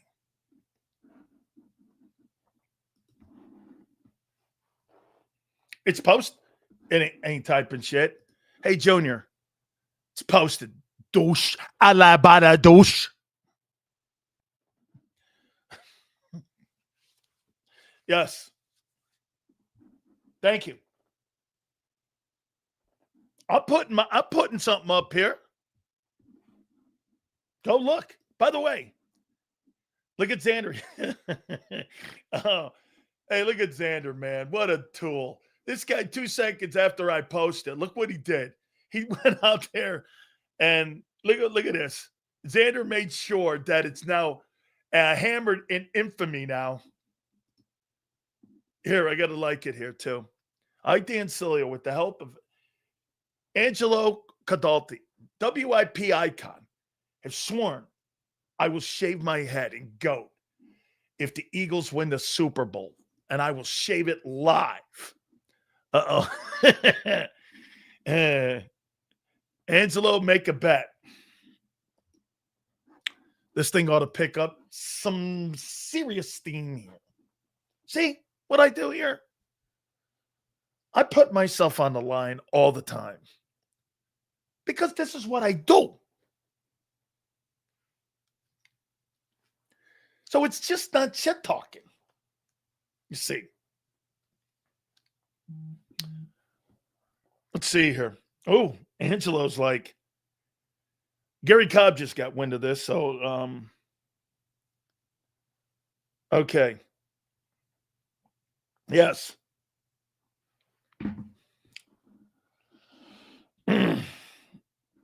Let's see here.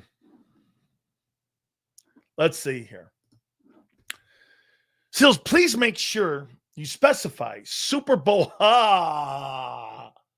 Okay. Fair enough.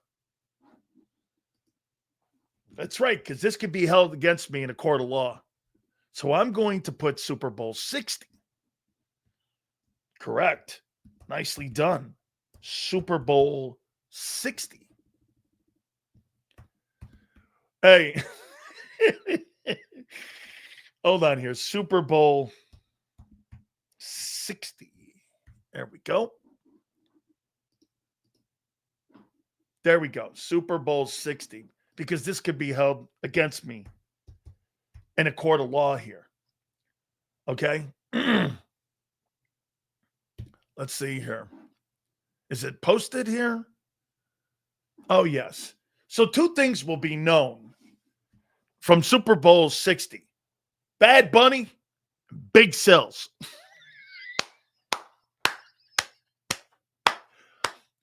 Bad Bunny and big sells. No. What do you think? I'm going to look like your old lady? Not happening. How you doing? Right? Yeah? Okay. So now we have it.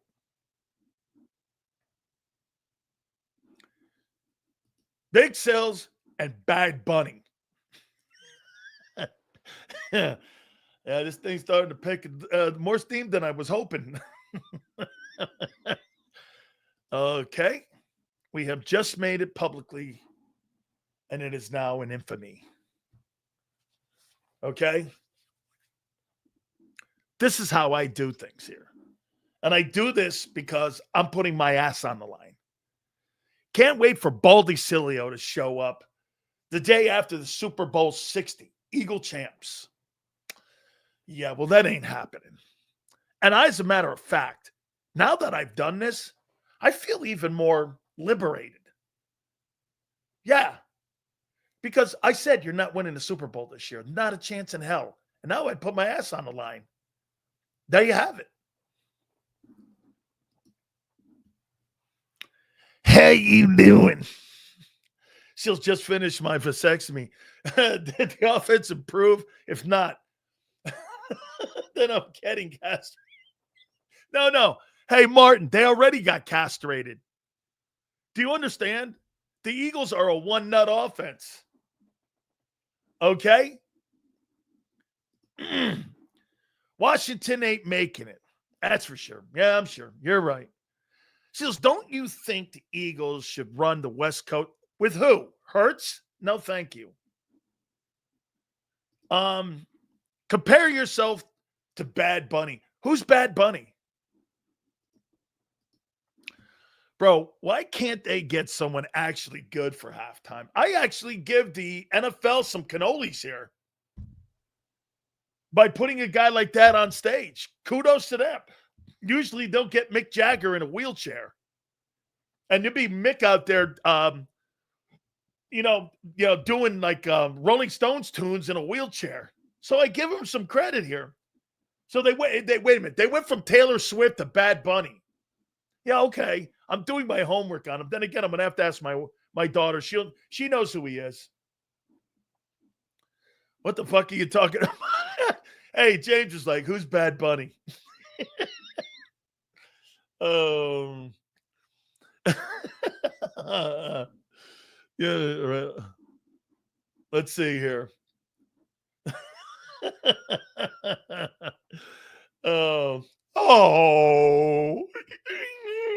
Okay. Hey, you and Rory should sit around in a corner crying about how fucking people bad language. Hey, let me tell you, M. Reyes, Rory McIlroy complaining at the Ryder Cup. Hey, too bad it's not a Rolex crowd for you, bro.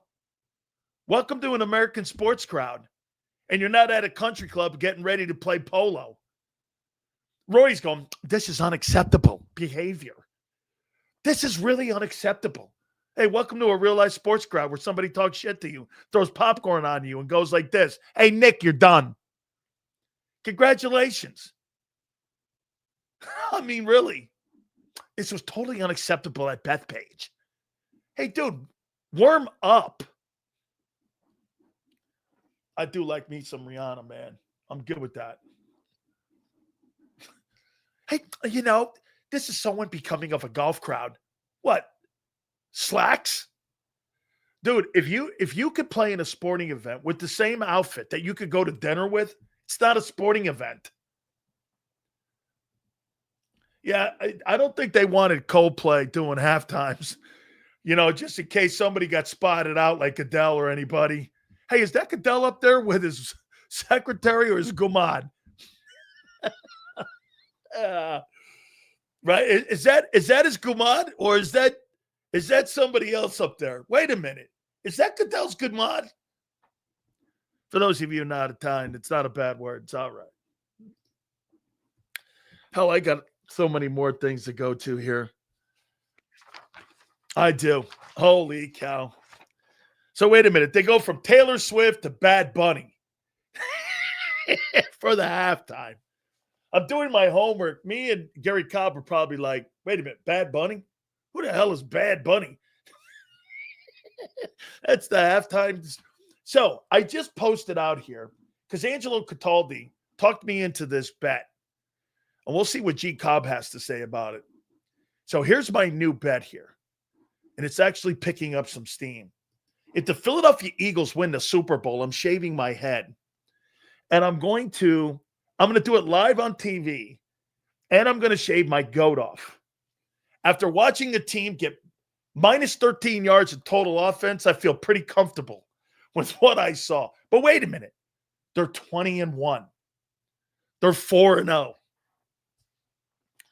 What can you and I have to do this one last time here for G Cobb, because I know that Gary is a man of the theater. And I want to read this thing here that like only AJ would read. Hearken, if you're not welcomed, not listened to, quietly withdraw. Don't make a scene. Shrug your shoulders and be on your way. How's that? Got to do some plays around Philly? What do you think? By the way, it's a Bible quote. So, I mean, it's just, hey, as the Eagles turn, this thing's great. And a man who's front side seat on this theatrical play, he's been to Guys and Dolls, and now he's been with AJ and the Eagles. As the Eagles turn, 4-0, they got it going on. They're the defending champs. Kevin Patullo plays a starring role. Nick Chiriani plays another one. AJ's over here, and there's Jalen Hurts, Mr. Met. Without further ado, Fox 29's very own Gary Cobb joins us right now, as he always does on this Monday. G Cobb, I made a bet. Angelo talked me into it. And I'm so confident. I have no problem with that bet after what I saw. This is not about being 4-0. This is about what you're watching here, man. Just give me your takeaways on what you've seen with that game in the first 4 weeks of the season for the Eagles. Well, it was, started off great. Started off great where, the things that I wanted to see them do offensively, they were on the attack, and they did some aggressive things. Of course, you had that punt block. That was a great move. You starting off, and I just said, oh, man, this is what we wanted to see. And to see them jump on Tampa Bay, I mean, the crowd is quiet. That's the way you go in. And you be the away team. You go in, you take over the crowd, you dominate the game, you have everybody leaving it sad. Every people, in the second half. So you're supposed to have nearly everybody out of there. People are leaving there mad, throwing stuff. That's the way you go in as an away team. You're supposed to go in and dominate. And the Eagles did first part of that, but come out in the second half, and in there, see, now I don't know who was the one probably saying this, but it probably was Nick. Hey, we're gonna put the ball on the ground, we're gonna dominate, whatever they said. They took their foot off of the gas. That's what they did, and then you had a game where that game was there for the taking. Yeah, and you had the defense broke down on a couple of plays, gave up a couple long plays. All of a sudden, Tampa Bay's back in it. And, you're not really, shocked when you think about the fact that they took their foot off the gas. And somebody, one of the coaches, whoever was in there, and their basic thing is, hey, look, rather than say we're going to come out and attack them like they did in the first half, which is what you want to see, they talked about, running out the clock and everything. You start talking about running out the clock, that's not aggressive. Hey, we say, hey, we're going to blow these guys out. We're going to keep on scoring until, they don't want it anymore. I mean, we're going to keep our foot on the gas pedal. And they were, Kevin Patullo was doing some aggressive things offensively. I like what he did with, with Dallas Goedert, with some of the plays that he called where they were off. They had the same look, like you had the one play in the second half with Saquon, where they were going to do the touch push, and the next thing you know, Saquon is walking in basically in the end zone untouched. So I like some of the things they did in thinking aggressive, but they took the foot off of the gas pedal. That's what they did. I mean, that should have been a game where the whole game was a blowout. Because that's what they had. They jumped on Tampa Bay. They had their foot on their neck, and they took it off and said, okay, we're going to try to run out the clock. That 23-6, they had a halftime lead. Yeah. 24-6. That's right. At the half. At the half there. Do you think so? Wait, let me go in chronological order here. So what's this thing going on with AJ here? I mean, well, he has a problem right now with what's going on. Well, right? What side? Whose side are you on with this? AJ's, or do you think again he should just be quiet and sit down and go for the ride? Well, this goes a little deeper than that. See, AJ had some problems. It was down, I guess, down in where was he at? It was I'm trying to think with Tennessee. He was playing with Tennessee Titans, and he had some challenge with depression. So he had some challenges there. So that's why I guess probably his counselor is telling him some of these things. See, to let it out. Don't if you get down about something, you let it out. See, and that's the way he's letting it out. Is putting out the stuff on the online and things. So that's some of that. So that's part of his therapy. Yeah, that's part of his being therapy. Able to express himself if he has a problem because he suffers from depression. Yeah, well, so he's had some of the things. This is some of the things that are behind the scenes.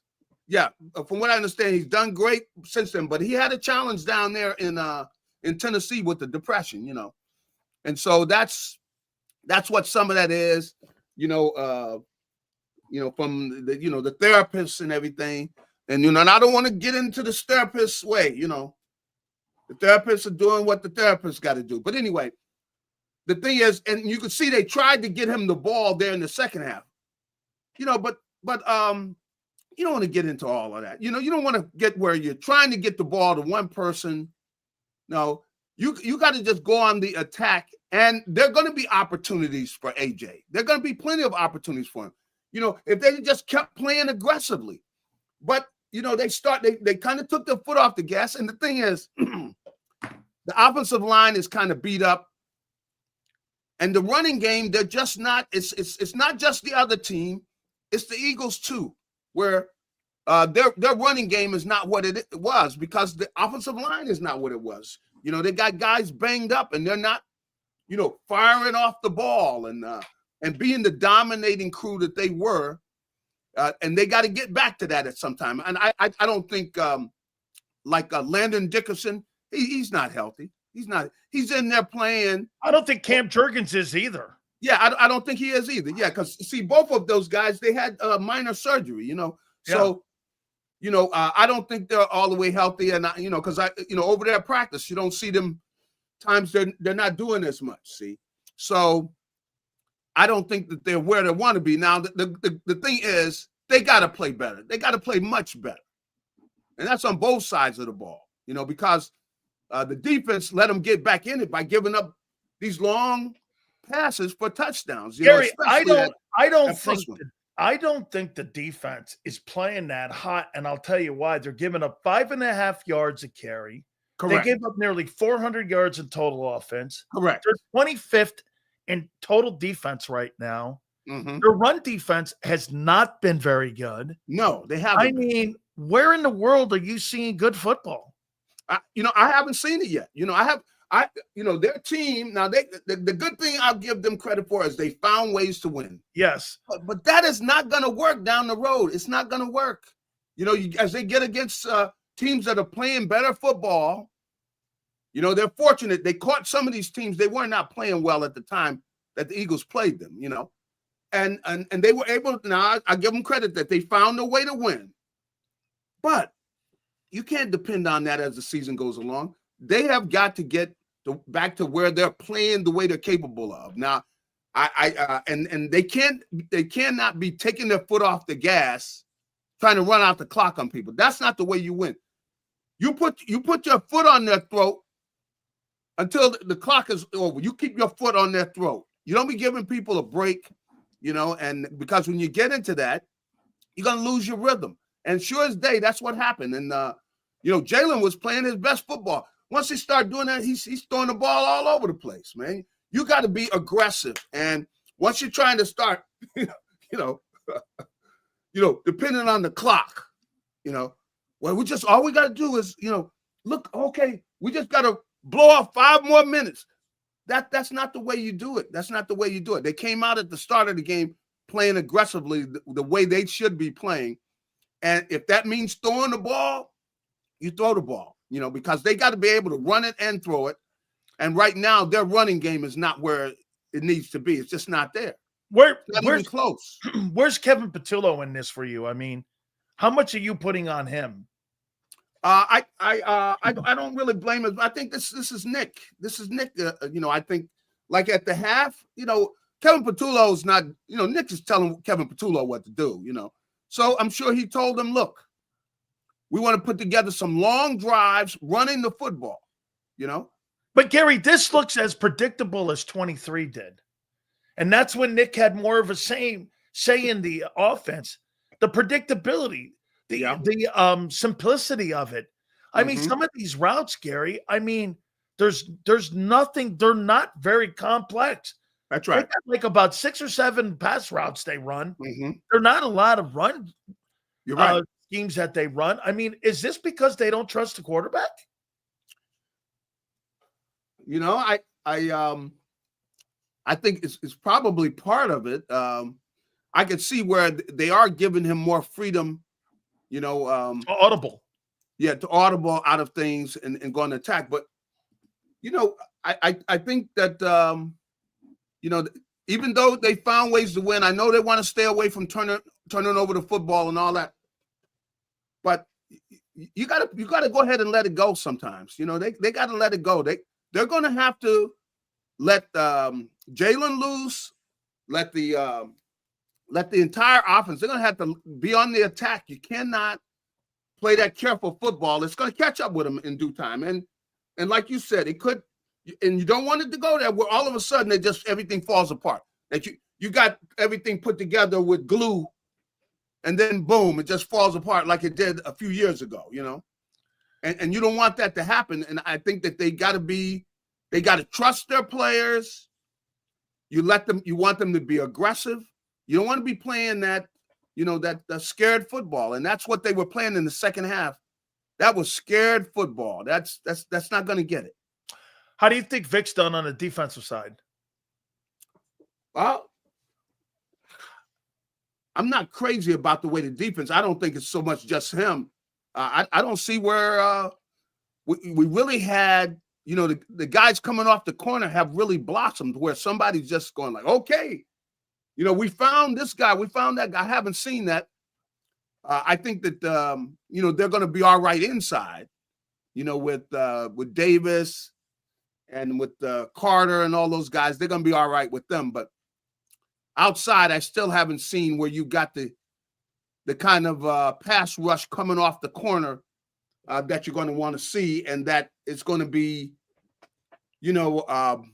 comparable to what they had last year. And in fairness, they weren't at this point last year. I mean, they weren't that far from where they're at now. Yep.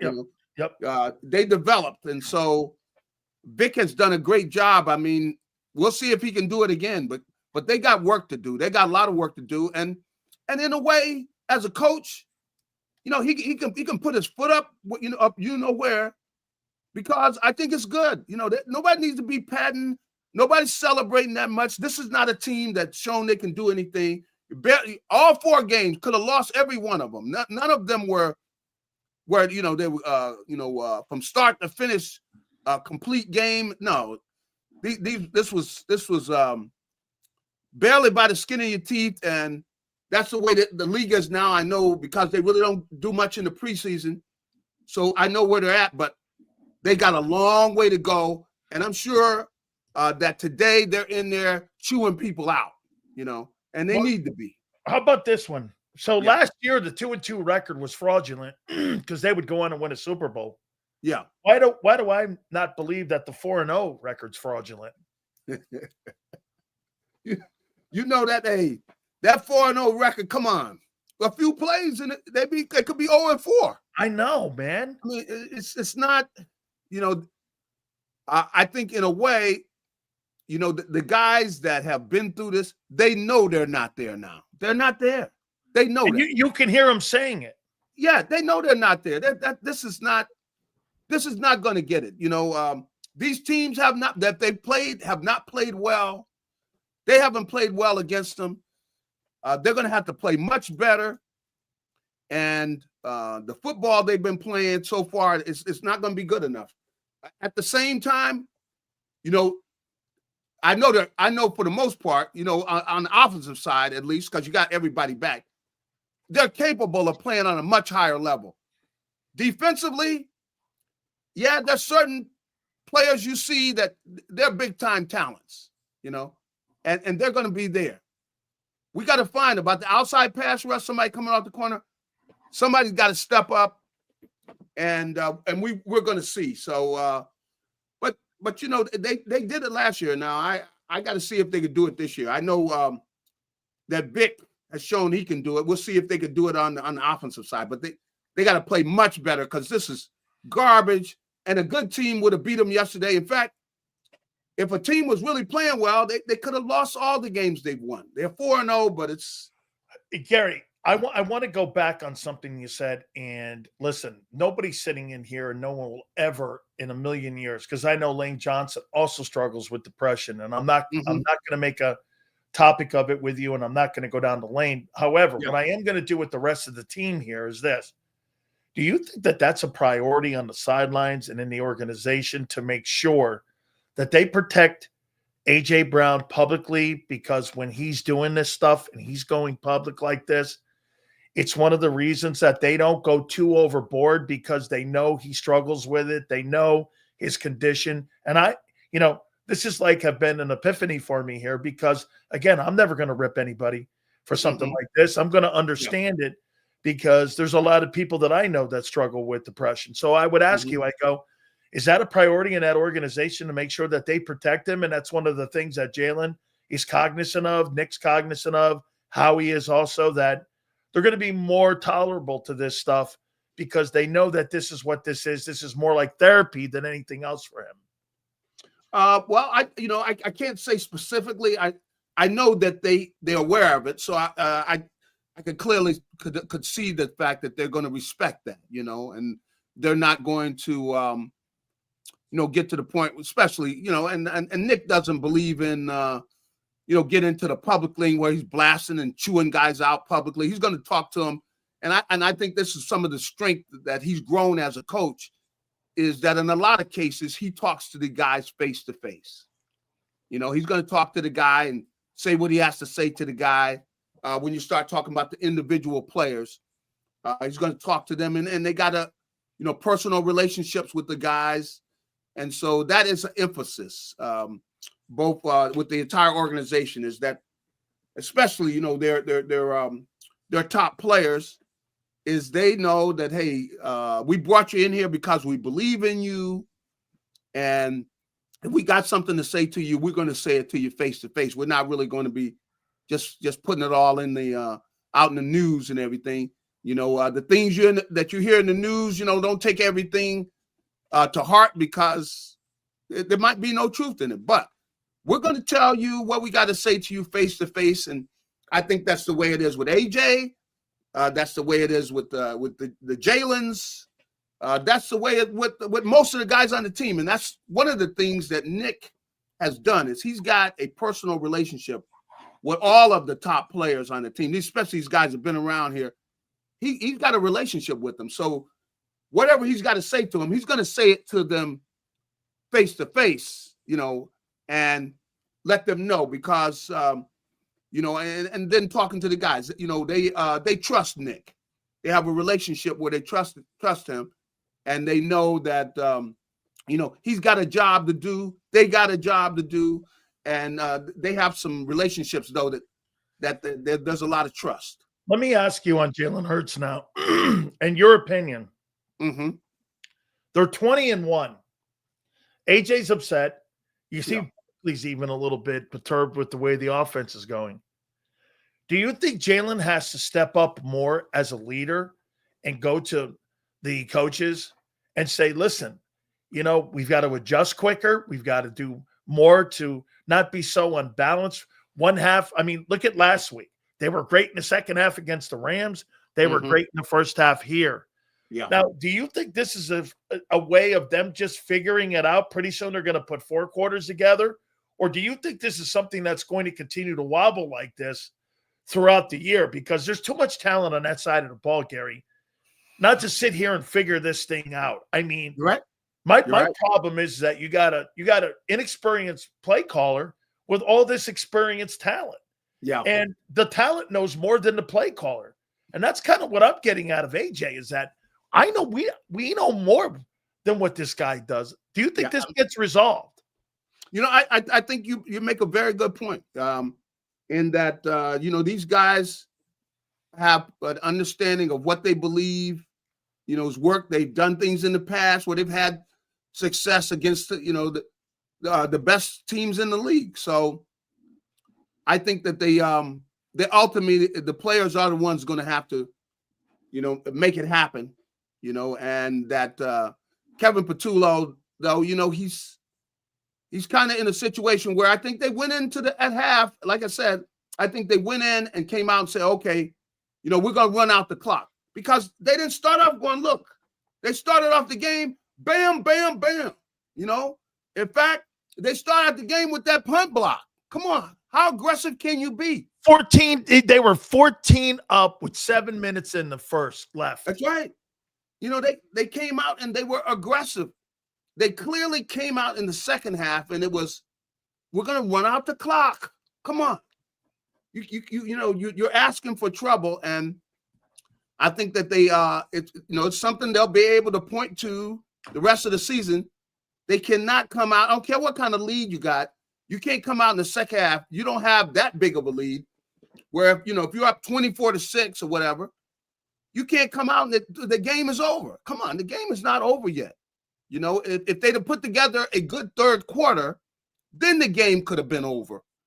But they got to know that. And like I said, I don't think that Kevin Patullo, he doesn't have the power to decide that. I think it has to be, there was Nick that probably, maybe called off the dogs, want to go to the ground game, and they're not where they should be. And like I said, I don't think that line is healthy enough to where they can go to that ground game the way they did last year on people. They don't have the timing. It's not there yet. And they got a ways to go before they get there. Do you think Nick Sirianni's a good game manager as a coach? I don't know. I don't know that I would say that's his strength. No, because he's emotional. I think he's probably gotten better. But Nick is emotional, and I know he was chirping at Baker Mayfield on the sideline there. Did you see him chirping at him? Yeah, because he said he knows Baker. I guess their paths have crossed around. And he was saying that's that they know each other and everything. But I think Nick is still learning. Nick is not Nick is a pretty young guy when you think about a coach. I think he's still learning, and you can't go in and start talking about, long drives and stuff. No, we're going look, we're going to keep scoring. We're going to stay on their neck the same way we were when we started the game. We're going to go ahead and we're going to put this game away. And then, you start getting in, you're heading into the fourth quarter, and it's 40-10 or 40-13. Then you can say, hey, let's get some of these other guys in the game, But you can't go at halftime in the NFL game and say, okay, we're going to start running out the clock, because clearly they came out the way that first drive was. It was, we're going to go ahead and we're going to run the clock out, and we're going to call off the dogs. That's what it is. They're calling off the dogs, But Gary, when somebody tells me that guy is a good play caller or a good offensive minded guy, then why has it been 4 straight years of different ways of how this thing's being done? You know why? There's been 4 different coordinators. That's right. You had Shane, where you saw really great growth. That's the last time I think Jalen Hurts has grown as a quarterback, was the one he had Shane. Then all of a sudden you had Brian. That thing wobbled back and forth. Everyone was complaining. All of a sudden Kellen came in, And all of a sudden, then Kellen gets the head coaching job in New Orleans. And now here we are again. We're at the wobble point again, where the offense has been inept. I mean, so when people tell me he's a good coach, then why is it so inconsistent year in and year out? Well, I think it's because he relies on his coordinators more than what he does, because the people they put in the building, Gary, they're different approaches every year. You're right. You're right. I mean, you are hitting it right on the head, meaning like they've made changes. And I don't think, Jalen has been crazy about it, because it's been every year changes and things. Some of it, they can't do much about, meaning like if a guy's got an offer from someone, he's going to go, That's right. He's thinking about his career, and you can understand guys taking a job where they're getting paid more and they got to, they're going to be head coach and everything. But this team is experienced enough to where there should be more consistency, because, you don't have rookies over there. These are, especially on that offensive side of the ball, you got veteran players. And I think if anything, that might be what really bothers AJ too, is that, they've been through this before, and he probably feels like maybe he got some ideas about plays they've run before that they could run. But at the same time, he knows that he's not in charge, So, do you think there's a chance AJ could check out this year?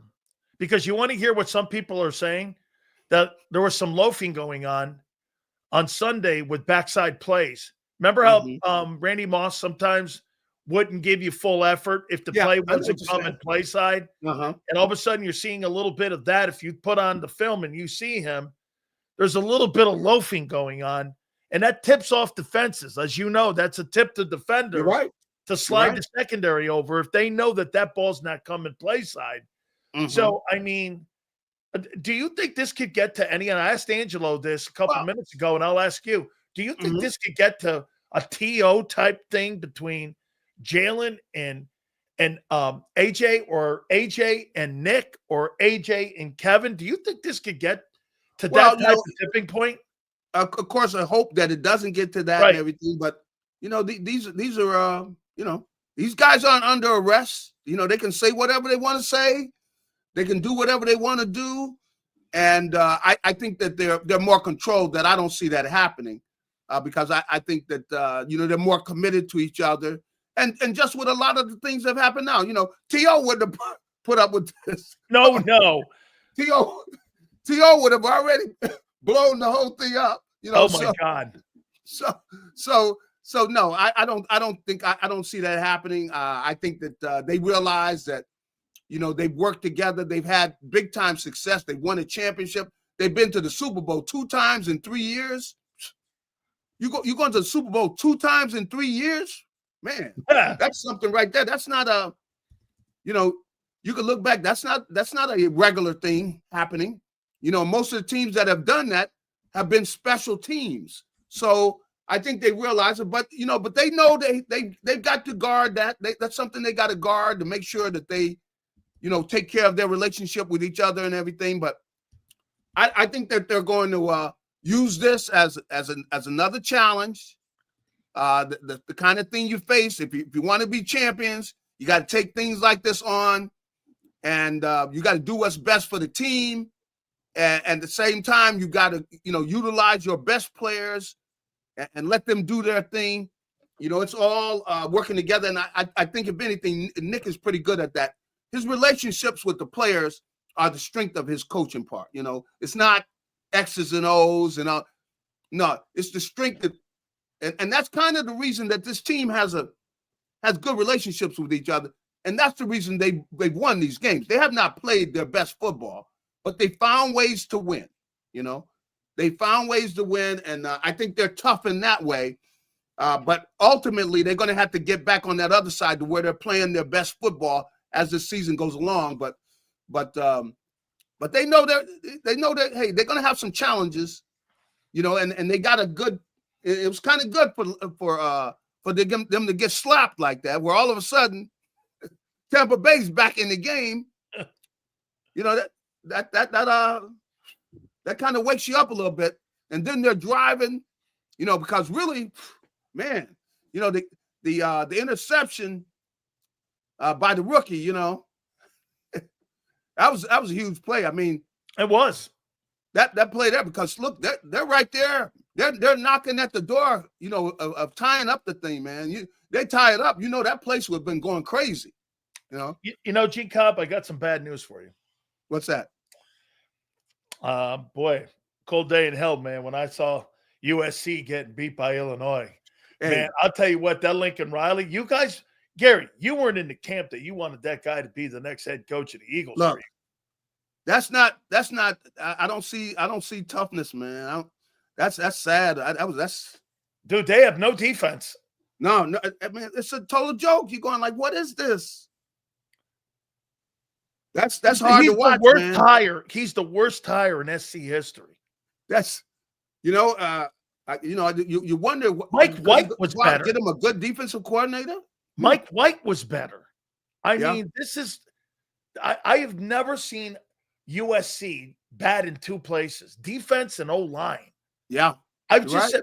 I mean, the stars of your football team, right, were the running back, the offensive line, and the defensive guys. The quarterbacks were never the stars on those teams. That's right. Because they ran people over and killed people on defense. That's it. I watched them against Illinois. I couldn't believe. I go, that's not. Yeah, I mean, hey, I couldn't watch it, man. I mean, I'm going like, hey, I can't. This is disgusting. But yeah, they got problems, and they've had it. But what you identified it is you don't see the offensive line, the defense. You don't see the toughness. You don't see any of that. So hey, Dave Wannstedt wanted me to say hi to you. Okay. Because Dave goes like, he knows you played at Southern Cal. I don't think you were there when he was there. He was after you. That's right. He was after me. Yeah. He was after you there. Who was your linebacker coach at Southern Cal?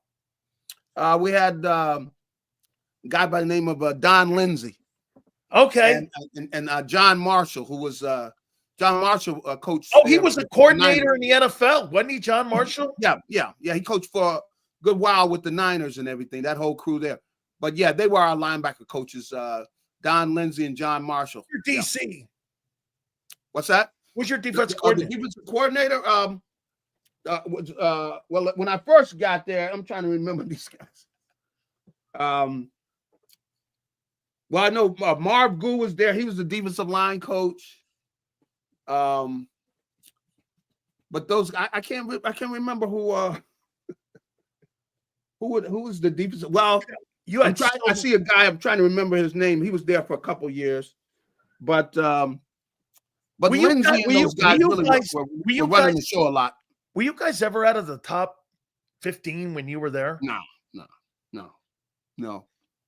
I don't ever remember Southern Cal being bad. And the thing is, see, so many things have changed. Well, was the big thing, they talked about, look, and I know Coach Goo, who's our defensive line coach, used to say this all the time. These people they think we're the LA, with the no. Hey, we're blood and guts. Hey, he hit his hand on something, start bleeding. See this? That's what we are. We're blood and guts. They think we're over here. We're hanging out over there with the stars and everything. That's not who we are. We're blood and guts. We're gonna run the ball down your throat, and then we're gonna beat you up on defense. And that's what they did, and that's why a lot of guys had success. Absolutely. G-Cobb, we'll catch you next week. Should be interesting with Denver. Thank you so much, my friend. I appreciate it. All right, you have a good one. You got it. Gary Cobb from Fox 29 in Philadelphia. Great stuff. So I just tweeted this out. Let's see what you guys take of this one here. Oh, AJ's trending. Of course he is. The next Terrell Owens and Donovan McNabb situation is happening. Let me see. Hold on here. I might have to. Happening. Hold on. Oh, my God. Okay. Hold on here. Let's see here. It's happening. There we go. How you doing? The next Terrell Owens and Donovan McNabb situation is happening between the Eagles, Jalen Hurts, and A.J. Brown. Oh, my God. Okay. By the way, the haircut's looking good. Getting some Coldplay. How you doing? A.J. Brown. Dear Heavenly Football Gods, thank you for things that I could say here. One of them, I'm trying to figure out, you know what? Nick Sirianni is a good coach. You know why he's a good coach? Because I saw the worst coach in the history of college football on Saturday night, and his name is James Franklin. Holy shit, is that guy terrible. I mean, he will never, and I mean never, ever win a big game as long as he is the head coach of the Penn State Nittany Lions. He is so bad. He makes Nick Sirianni look like 5 Vince Lombardis. I mean, what an absolute train wreck that guy is. He will never win a big game. I don't know who sucks more, Deion or him. I don't. So Deion's now 15-15 at Colorado. He's 2-3 on the season. And then there's kids moping on the sidelines too. And I'm going like, what is he moping for? He's a 13 quarterback in Cleveland. Then we should get my chance, which my dad could carve out a yellow brick road for me. And he got all butthurt because they put in Dylan Gabriel. What's that tell you, son, what they think of you? Dylan Gabriel? You mean the Oregon guy? Yeah. Dylan Gabriel. They put in over Shador. Hey, Shador. You see, Shador, this is like me when I got to sit there on a Friday. Xander knows what I'm talking about. I'm not going to go too deep into it. And here's me doing this. Watch. What's doing? What's going on? And Xander comes on and he goes, what are you bitching about now? What are you bitching about? That's what Shador looked on the sidelines. Guys moping and crying. So Sills on defense, you got one guy calling the shots. And on offense, it's the blind leading the blind. How you doing? And Kevin Petullo in that offense. Hey, hang on. So let me get this right. You're spending $200 million on an offense that got you minus 13 yards in total offense in the second fucking half. Is that right? Holy shit. And now you got A.J. Brown kicking cans. Son of a bitches. What's going on?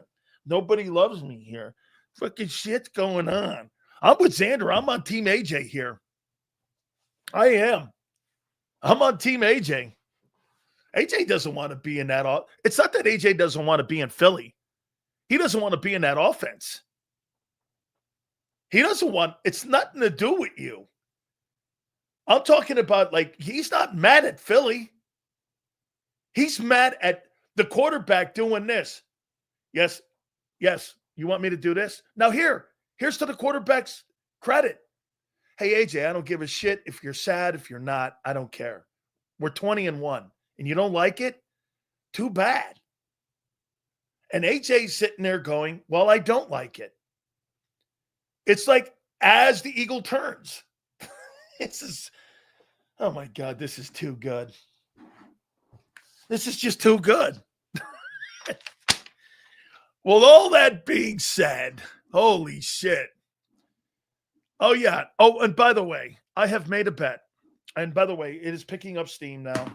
I, Dan Sileo, with the help of WIP icon Angelo Cataldi, have duly sworn I will shave my head and my goat off if the Eagles win the Super Bowl live on JAKIB Sports. Date, September 29th, 2025. Here say it now, here say it then. Well, that being said, without further ado, I bring my friend. Oh, and real quick, next Tuesday, 4:30, Doug Peterson will join the show, and we will talk to the former Super Bowl man who had a set of steel couillons, who wouldn't put up with bullshit. The legendary Doug Peterson will join us at 4:30 next Tuesday. He's doing Barstool stuff this week, or he'd be on this week. Without further ado, one of Doug's fans, the great Big Z. Xander Kraus joins us right now. What's up, Big Sills? How you doing, brother? How about Doug next week, bro? Yeah, that'd be awesome. I can't wait to see that. Dougie P coming on. I love Dougie P. So that'd be good, man. I got to thank Howard, who's on tomorrow. Howard hooked me up with that. And Doug Peterson. Don't shout it from the rooftops yet. Yeah, you never know how the Eagles will try and stifle your show. Oh, my God. Absolutely. Especially with some of the shit that's been said today. Yeah, right. I mean, all right. Xander, 24 hours after the fact, what are you taking away from the game and now the blowback on some of the things that have been said? Are you in that 4-0 camp, or are you in the camp of you're looking for Lombardi trophies, not it's both. 4-0 trophy? I think the honest truth is it's both. I mean, you're 4-0, but that doesn't mean you just go like, all right, we're 4-0, we have zero problems. You know, you're 4-0, but you can be a lot better, and you should be a lot better. You know, and I think you have to try and with that mindset, which I think is what the mindset the team has, honestly. But that's what you got to do to try and keep getting better. And I think they're going to continue to do that. Now, I was trying to think about this because imagine for a second that A.J. Brown didn't tweet after the game. Let's just try and live in that world for 1 second. A.J. Brown doesn't tweet after the game. I'm probably like, all right, we're 4-0. We've had 2 straight games of inconsistent offense, but we keep winning.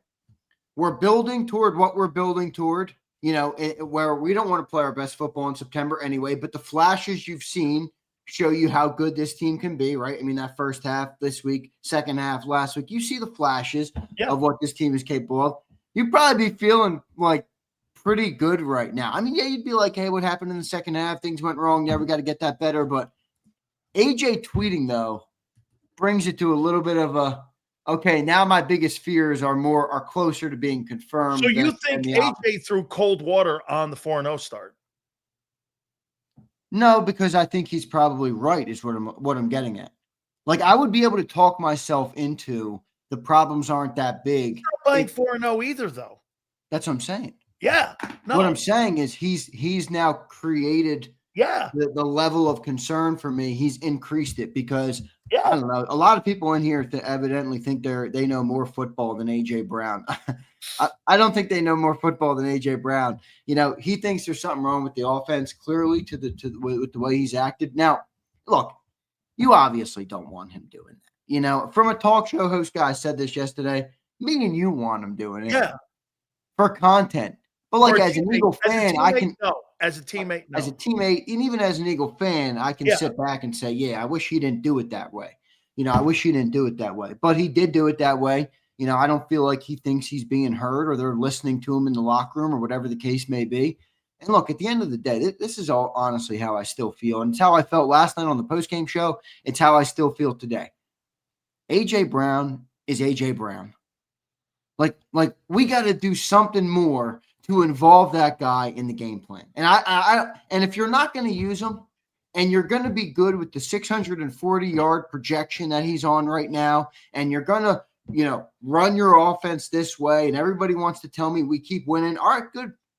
Then why are we paying for A.J. Brown? Seriously. That's what he's saying. What's the point of having a killer receiver that does what he does if all we want to do is just be the conservative offense that we are? Now, where people are right is, we're winning. Sure, we're winning. But, like, all right, so why are we paying $55 million on receivers? You know what, though, Xander? I don't think this guy's talking about have to have a 1,600-yard year. I just think he wants to be involved. I think it's 800. I want him to be 80 yards of impact plays. I don't think this guy's looking for anything that's over the top. You know, I think he just wants more opportunity. I want him to be involved. Yeah. I mean, Dan. How could you not want him to be involved? You have coaches. You have general managers. You have people that have been around this game for 30, 40, 50, 60 years. You could probably ask every single guest you've ever had on your program and say, hey, if you had A.J. Brown on your offense, how much would you try and get him the football? Every single one of them would say, yeah, he'd be the number one guy. Steve Spagnuolo was out on a podcast the other day saying Saquon Barkley's not who you should try and take away in the Eagles offense. I learned my lesson. It's A.J. Brown. Focus on A.J. Brown. So you have this guy who's this good. And look, I get it. We're winning. So I understand that it's really hard for some people to look at it and say, who cares? Sit down and shut up. But at the end of the day, we have this guy who is as gifted as he is, as talented as he is, and can provide to a game what he can provide. I'm listening. You know, I just think you got to get him involved, man. And then the point on coaching, I'm sorry, man. I hear you, John. I hear John. It's execution. There's no doubt it's more execution. But if you're telling me that execution isn't aided by coaches on the sideline in football, I'm sorry, I don't buy it. Coaches matter more in football sales than any other professional sports, especially the NFL. You know, so people tell me it's not Patullo, it's all execution. Okay, is Kevin Patullo giving them the right opportunities to execute the plays? Is he putting them in the best positions? AJ Brown, people keep saying to me, AJ Brown's not running the routes hard. I'm like, dude, because AJ Brown knows what they're running is not going to work on the same shell coverages he's seeing all game long.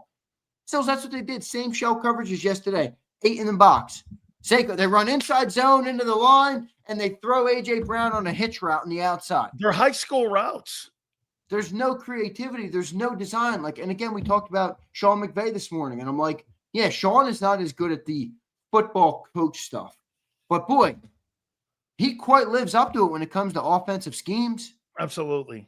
I mean, everybody, look, we came into the Rams game. Who are we trying to take away? Puka Nacua. He still got 130 yards. He had 13 catches yesterday. Like, just because people are like, hey, they're trying to take away A.J. Brown, doesn't mean A.J. Brown should have 150 yards in 4 games. Still, he's on a 640-yard. I know. And Hurts is on a 2,500-yard pace right now. I just asked Michael Irvin a question while you were talking. I want you to know what I typed. Hey, Mike, did you get involved in the play calling and designing and designing of the play and designing of the game plan for the week, playing for the week? He'll text me back here. I know the answer already. I know they went to him and said, what do you think? What kind of routes do you think works against Aeneas Williams? Because all these receivers have a book on the DBs that they're playing. Yeah. They know who all the DBs have a book on the receivers. That's correct. That's correct. And so you have a book on him. You wouldn't ask him his input. Well, the only way you wouldn't ask him his input on the passing game is if you don't want the quarterback throwing the ball. Xander, they did this exactly what we said last year. They came up with this strategy of this. The quarterback is not going to throw the football, no matter what. You remember how everybody thought that there'd be some epiphany off the Rams game? Shit, dude, they went right back to that shit. Yeah. And once they got the lead, they went back to a way that they thought they knew how to run the game. And when the run game is not, dude, the run game's pathetic right now. It's just not productive. So I'll ask you this. Kevin Patullo, is this a Kevin Patullo problem or is this more of a Nick problem? I think it's both, but I think it is Patullo too. I mean, dude, you put a rookie play caller in. The guy's never called plays in his life in the NFL. You know, he's trying to drive a Ferrari. Now, here's my question on that. Why they look like they look in the first half? Well, I think is it a Nick problem is my point, because Kevin, who they all talked about this emphasis, and we know the Eagles love to correct, this emphasis all week on the aggressive play. Remember, you heard Saquon say, you heard AJ talk about, everybody wanted the aggressive play. You know, they come out in the first half and they were aggressive. I mean, they were at a 24-6 lead going into halftime, and it would have been 24-3 lead if not for a 65-yard field goal, which was insane, you know. And then they come out in the second half and they have a lead, and they start playing like pansies again. Nobody wants to push the ball. Everybody wants to go uber conservative. Like, is that Nick who comes in and is just like, okay, guys, time to protect the football? Okay, I'm going to tell you what Dave Wannstedt said to me today on my morning show. This is what he says. He would go like this to his coordinator and passing offense guy. He would do this, Xander. Hey, let's zone it up and let's play zone. No blitzing. Let's play zone. And the head coach makes that call. Right. So Nick makes that call. That's Nick's call. Let's dummy it down. Well, Nick is the one who wants to be passive. By the way, we're going to do a giveaway on the show today of the JAKIB hat for, I just did it, 45 minutes. Just for the best take on AJ, super chat for our segment today, because we always read our super chats at the end. So anybody who puts in a take on AJ Brown and has the best take on this drama or this saga, I will get your email and I will send you a JAKIB hat today. All right. Do you think this hits TO levels? No, because I don't think that's AJ Brown's personality. But I think, if you look at this super chat here, Leon, I will count the super chat, by the way, in our thing. He says, by the way, hang on. He just tweeted that out yesterday after going 4-0. I mean, Leon says Jeff McClain just posted AJ's tweet was aimed towards someone internally in the Eagles organization. I wonder who it was. Thoughts? Probably Jalen. Jalen or Nick, I'd say. Or Howie. It's like Jalen or Nick. Nah, why Howie? Because analytics. Nah, it's not Howie. Howie assembled the Avengers on offense, dude. It ain't Howie. Yeah, but they build the game plan around the analytics department. Yeah, but Howie, no. It's not Howie. I'm telling you, it's not Howie. Wait a second. Hear me out. Okay. Howie trades a first-round pick, gives this guy 4-year, $100 million. 2 years later, he ups him, makes him the highest-paid receiver in football again, gives him $32 million. Right. I did my job. Now you do yours and shut your hole. We're going to do it our way. That's what I'm saying. That's why I don't think it's on Howie. Well, Howie is going to run that team. Wait, you think if AJ's tweet was about Howie? No, I'm going around the room here. It's not I'm Howie. going around the room. Okay. I think is it the analytics department? Because this looks very analytical on how they approach going into games. I would say, logic would tell you it's probably the quarterback or the coach. One or the other. Okay. Wait a second. Let's hear me out. You can run through the gauntlet of names. When receivers are mad, who are they normally mad at? The offensive play caller or the quarterback? That's how it goes. But they don't go like this. Somebody in the organization. Somebody in the organization? What's that mean? Most players say somebody in the locker room.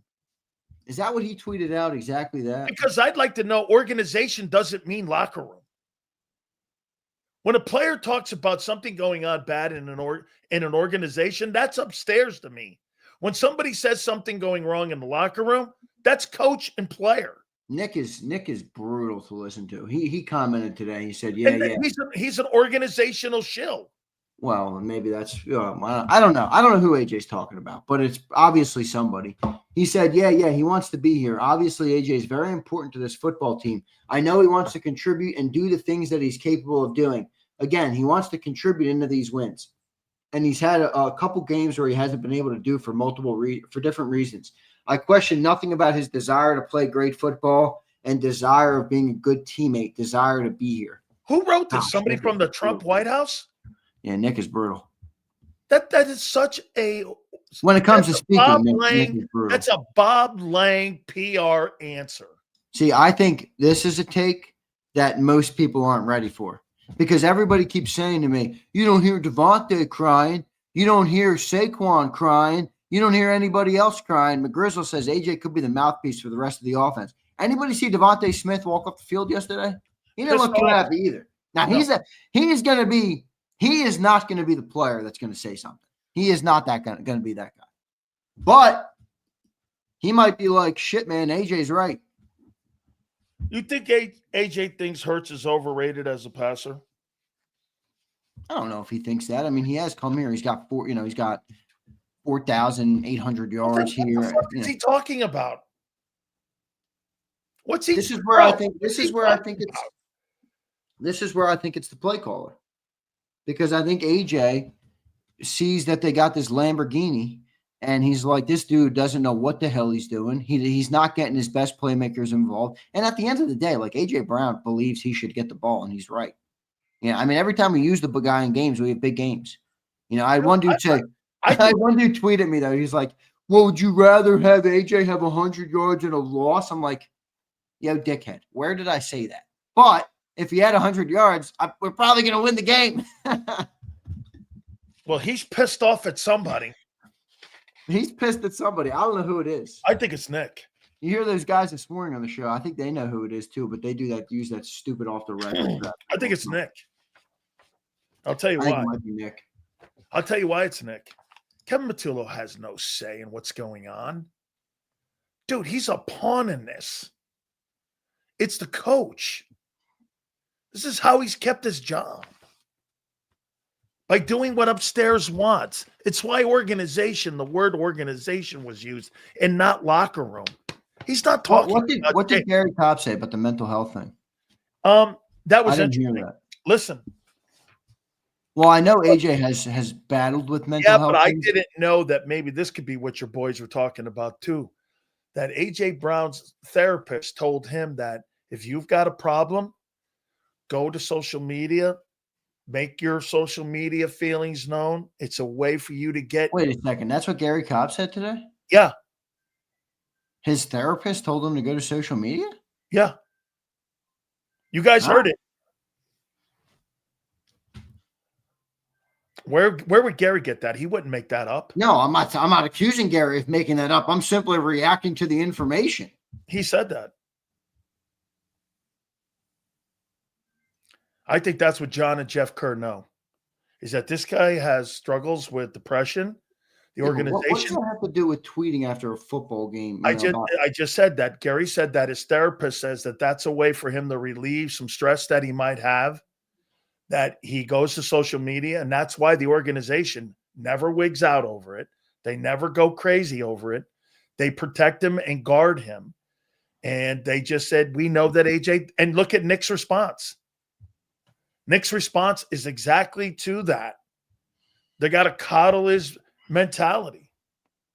Gary said that. That's not my take. I had no idea about that, dude. I didn't know anything about it. Yeah, I have no. I honestly don't even really want to speak on it because I have no idea. You know what? I'm not professional enough to go. Yeah, and I don't know. I'm not gonna sit up here and try and be the arbiter of what people do or how people handle the shit that happened. And look, it's life. It happens to everybody. Everybody's got their different way of handling it. If that is the case, then aside from the mental health element, AJ Brown, I think has to be more of a professional. If that's the case, I mean, you can't let that come in the way of your business. No. If you need to deal with that, if that's something that you need, I'm not taking time off for that. Right. I'm not criticizing it, but that can't get in the way of your business, and that's where I would draw the line there. Now, again, I don't know if that's the case.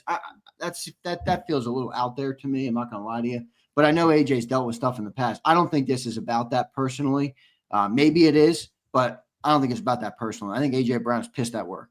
And he knows his name could be in the record books for a receiver. And he knows he should be a dominant receiver. He's a Hall of Fame caliber player. And he knows that what he's doing right now in this offense, and everybody only gives a shit about the W's, and A.J. Brown's like, they're wasting what we're doing here. And whether he's right or wrong, I don't know. A lot of people tell me he's wrong because they keep winning. I'm of the belief that you don't have the defense in the running game as last year, so he's going to be right because we can't get to the Super Bowl unless either we use AJ or they run the ball and get a number one defense in football again. So if that's not the case, I'm of the belief that we need to use AJ Brown to win another Super Bowl. Some people don't think that. Some people are like, hey, who cares? We're 19, 20, and 1. We don't need AJ. And I'm like, all right, well, whatever. Trade him for a corner then. I implore you guys to go back and listen to once it gets posted, the Gary Cobb comments about this, because that's exactly what he said. So go back and listen to that there. That'll be posted a little bit later on. So, Xander, do you think this is a Super Bowl team? Yeah, I still think they're a contender. I just think they have a lot to clean up. They're not a Super Bowl team with the inconsistencies that they've played with through 4 weeks. But look, we talked about September. It's a liar's month. It's the early part of the year. Last year, we looked like shit in the first 4 weeks. Now, my comp to last year is not to bail us out of the problems that we have. My comp to last year is actually different. It's to tell Eagles fans, just because we're 4-0 doesn't mean you don't have things to fix. Just like 2-2 didn't mean shit last year, 4-0 doesn't mean shit this year. All right, we haven't proven anything yet, and we have a long way to go to get back to being a Super Bowl team. But I do think still that we're well, if 2-2 was a fraud, if 2-2 was a fraud a year ago, how is 4-0 not a fraud right now? It is a fraud. I just said that. Okay. So again, when people are posting, I don't care about it. People keep telling me I can't criticize the team because they're 4-0. I don't buy that bullshit. I don't either. I don't either. The 4 games this year, you won them all. 4 games last year, you went 2-2. But what what do you do from here is a lot more important than what they did in the first 4 weeks. I mean, 4-0 is great, but it doesn't really mean that much. All right. Do you think there's problems with Barkley? Do you think there's problems with Barkley? No, I think there's problems with the offensive line. And I think there's problems with the offensive design. I mean, I don't know if the offensive design can be applied to the run game because the offensive line has not been great. I mean, we talked about this a little bit this morning. That's not the best offensive line in football right now. No, I don't. I agree with you. I'm sorry, but I'm not with John on this. I mean, he pulls up the PFF and he's like, they are. And I'm like, yeah, but bro, that comment that he makes, well, you know what, compared to the rest of the league, Dallas's offensive line looked all right last night. Dude, but that's not the gold standard. It's the Jets because the Jets don't have one. The gold standard is Philadelphia sets their own line. I mean, the rest of the league doesn't have good offensive line play. Bro, they were the best that I've ever seen a year ago. They were the best. And now, to me, by the way, you know who's playing the worst of anybody in that line? It's Cam Jurgens. Cam Jurgens, yeah, he's been terrible. And Landon's been awful. I mean, yeah, Landon's been terrible. Right now, Barkley's on pace for 1,007 yards. Jalen's on pace. That's how high. Jalen, me too. Well, get this. If you're averaging 60 yards a week, yeah, right, you're going to get 1,000 yards in 17 ball games. So here, AJ's on track for 675 yards. Hurts is on pace for 25, 50, and 19 touchdowns. Bro, this is the worst show on turf. Why? What do you mean? I mean, bro. It's the most inconsistent show on turf. I mean, last week, second half, they weren't the worst show on turf. This week, first half, they weren't, and second half, they were. It's the most inconsistent show on turf. I agree with you there. I don't think it's the worst. They're one of the worst offenses in football right now. This is well, look, I would say this, and I wouldn't again. I'm not mad at you for calling them that because I don't necessarily think it's great. I wouldn't characterize them as that, but I'll say this for people who are hell bent on the coaching element. You have to get the I try and look at it sometimes. I don't know. As a businessman, you can look at it and say, how are you quantified as a CEO? You got to get the most out of your resources, right? Fortune 500 companies have different resources than small companies. Small businesses have different resources than mom and pop shops. Everything is different. A good CEO gets the most out of the resources that they have available to them. And when you can get the most out of them, that's when you can grow. Vic Fangio, I believe, is an A+ CEO of the defense right now. He is taking rookie players. He's taking second-year players. He's taking unproven edge rushers. He's taking unproven cornerbacks, and he is turning them into a unit that their final output is worth more than what they add up to individually. He improved that unit. I look at the offensive side, and if I'm giving Vic an A, I'm giving the CEO of the offense, whoever you want to call it, Patullo, Sirianni, Jalen, an F. A stone-cold F.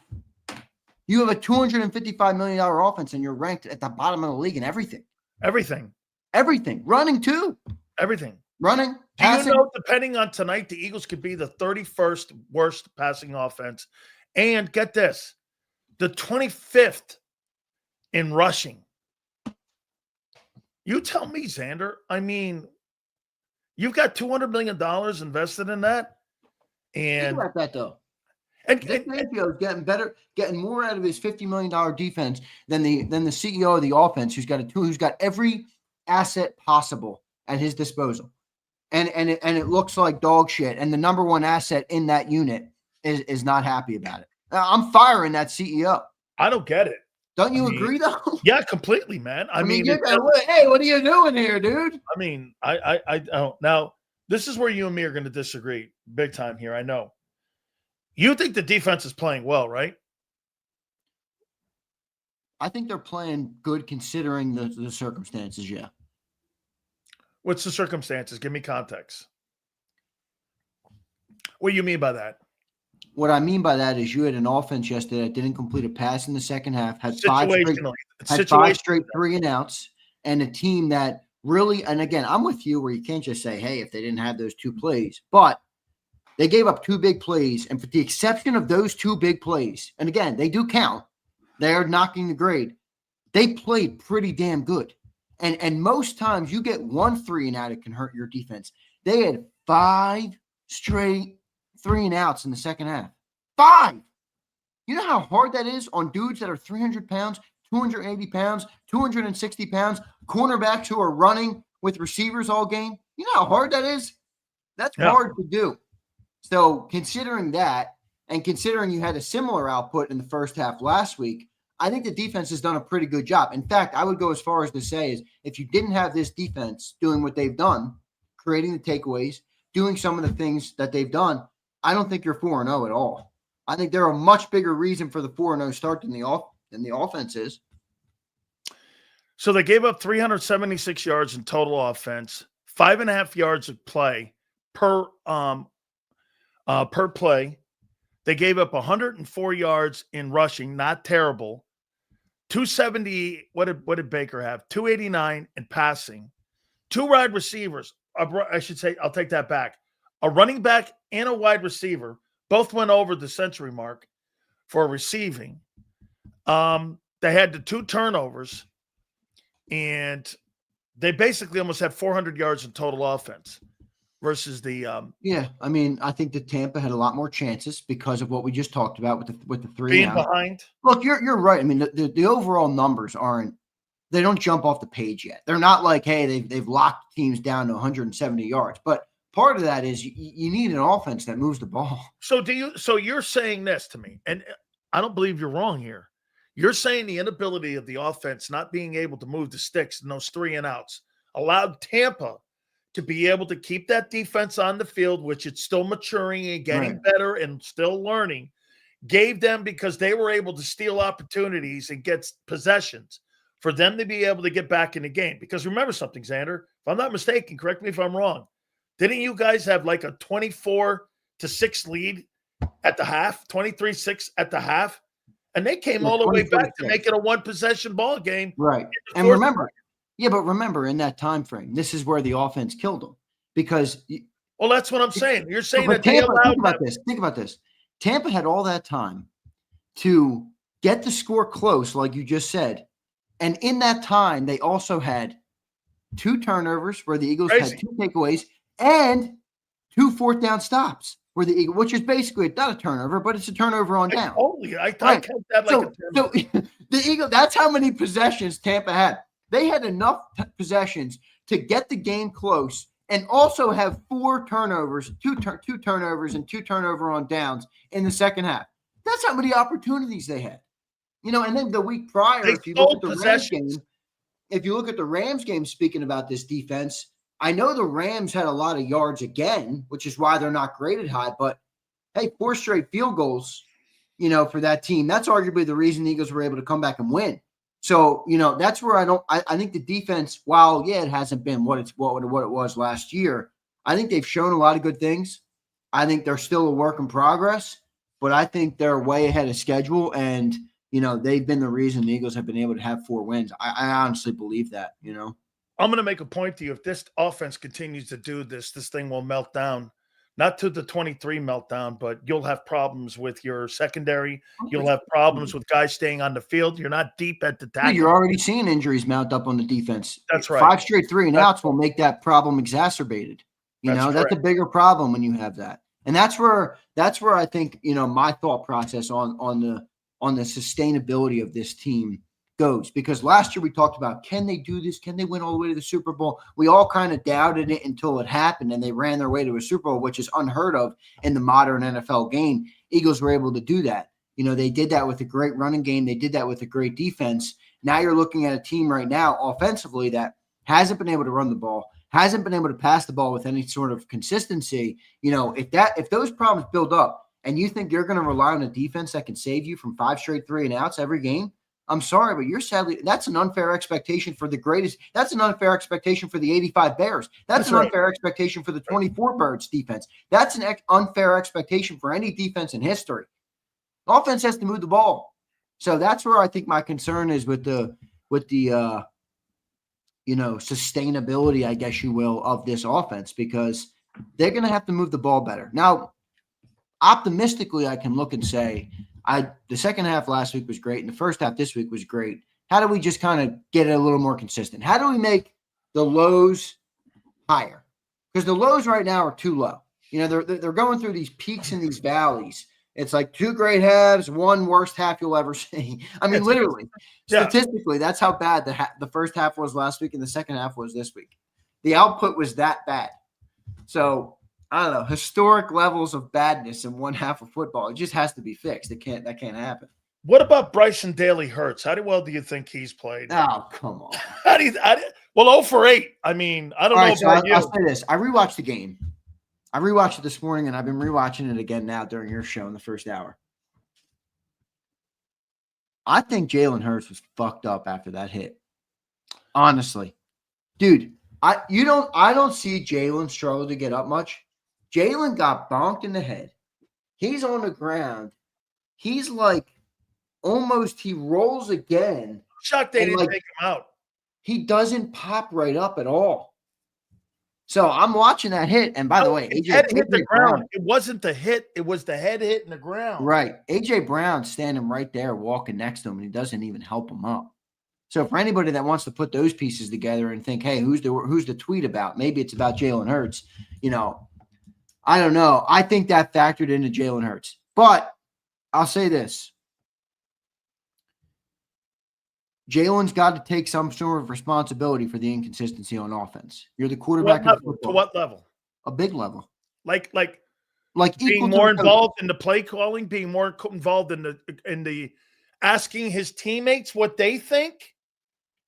And do you think Jalen and them need to have more involvement with Barkley? I don't know. I wasn't really going that direction because I don't know what the setup is. Like, I don't know how much. Going by what Jeff McClain tweeted, maybe that's what he's saying, that it's the quarterback and the head coach and the play caller that are designing what they want to do in a game.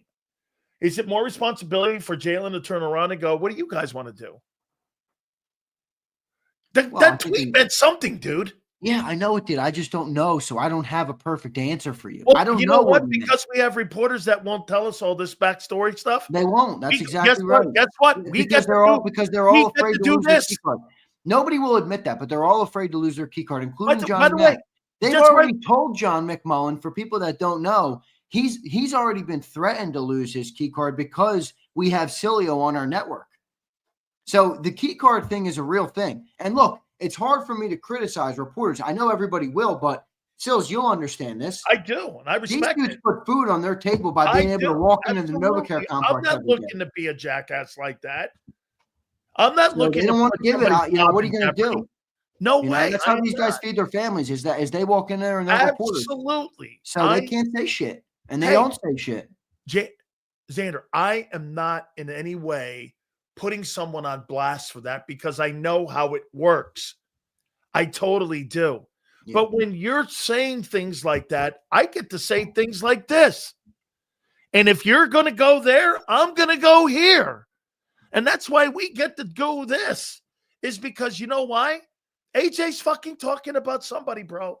I know. I don't know who it is. And he's not a happy camper. Who do you think it is? I think it's Nick. You think it's Nick?